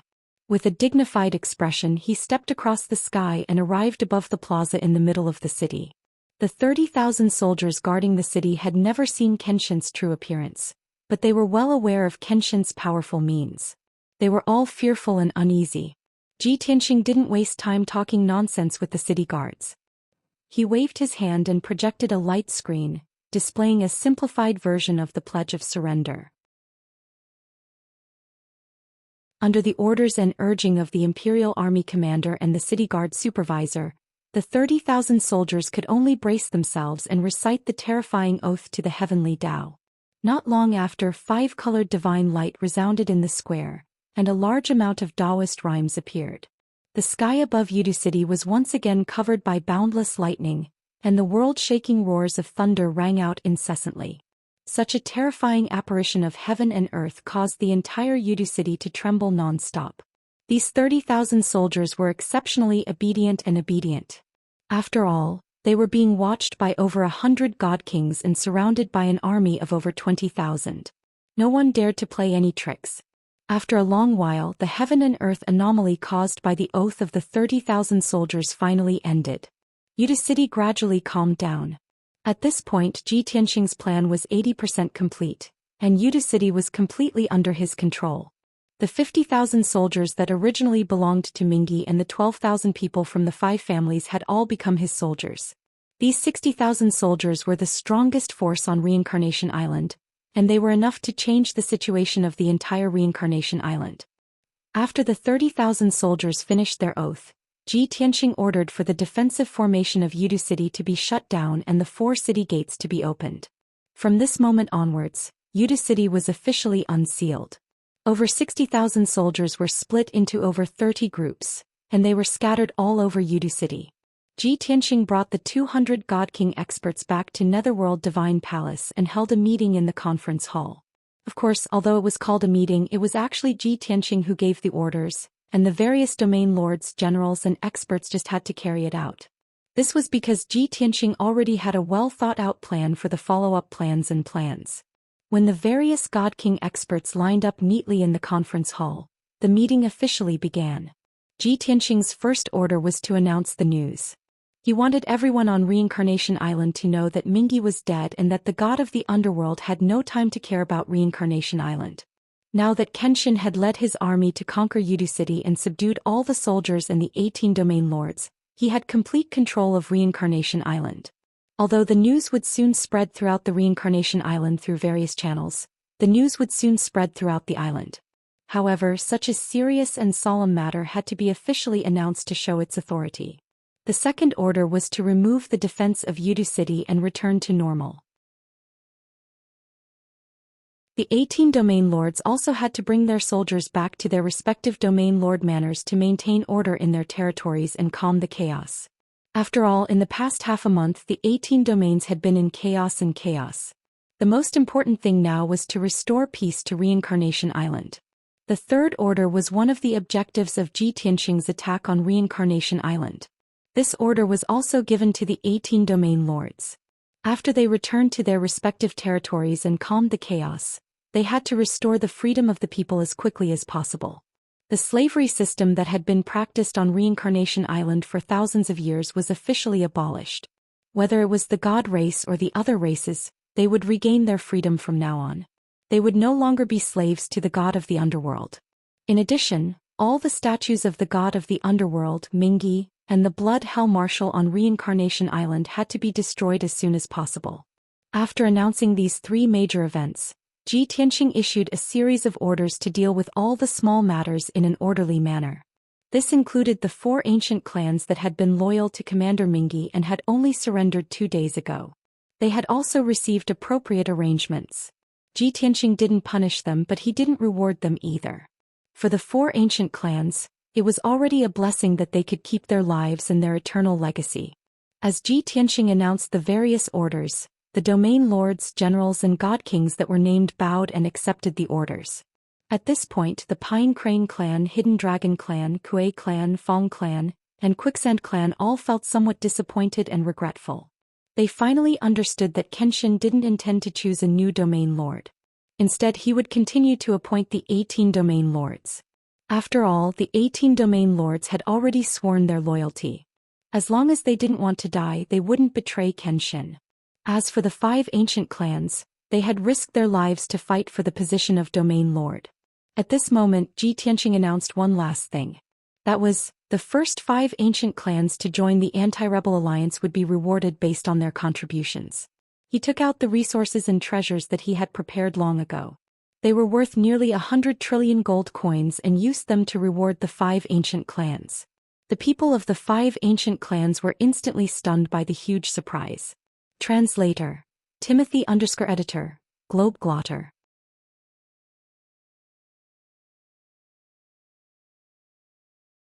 Chapter 4261. The 5 ancient clans were a little disappointed just now. Now that they knew that Ji Tianqing had taken out 100 trillion worth of resources and treasures to reward them, they were extremely excited. Even if it was evenly distributed, each ancient clan would be able to get 20 trillion worth of cultivation resources.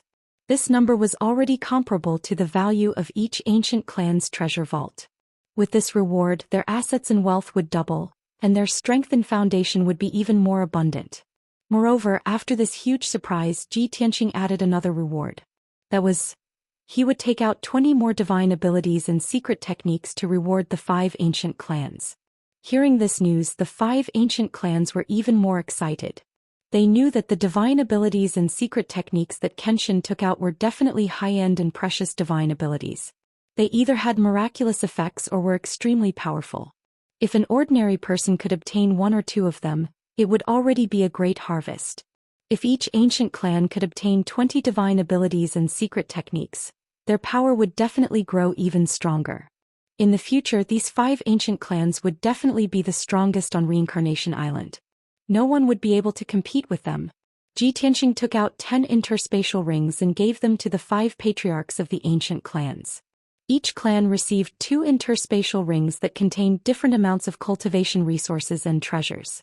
There were also jade slips that recorded the 20 divine abilities.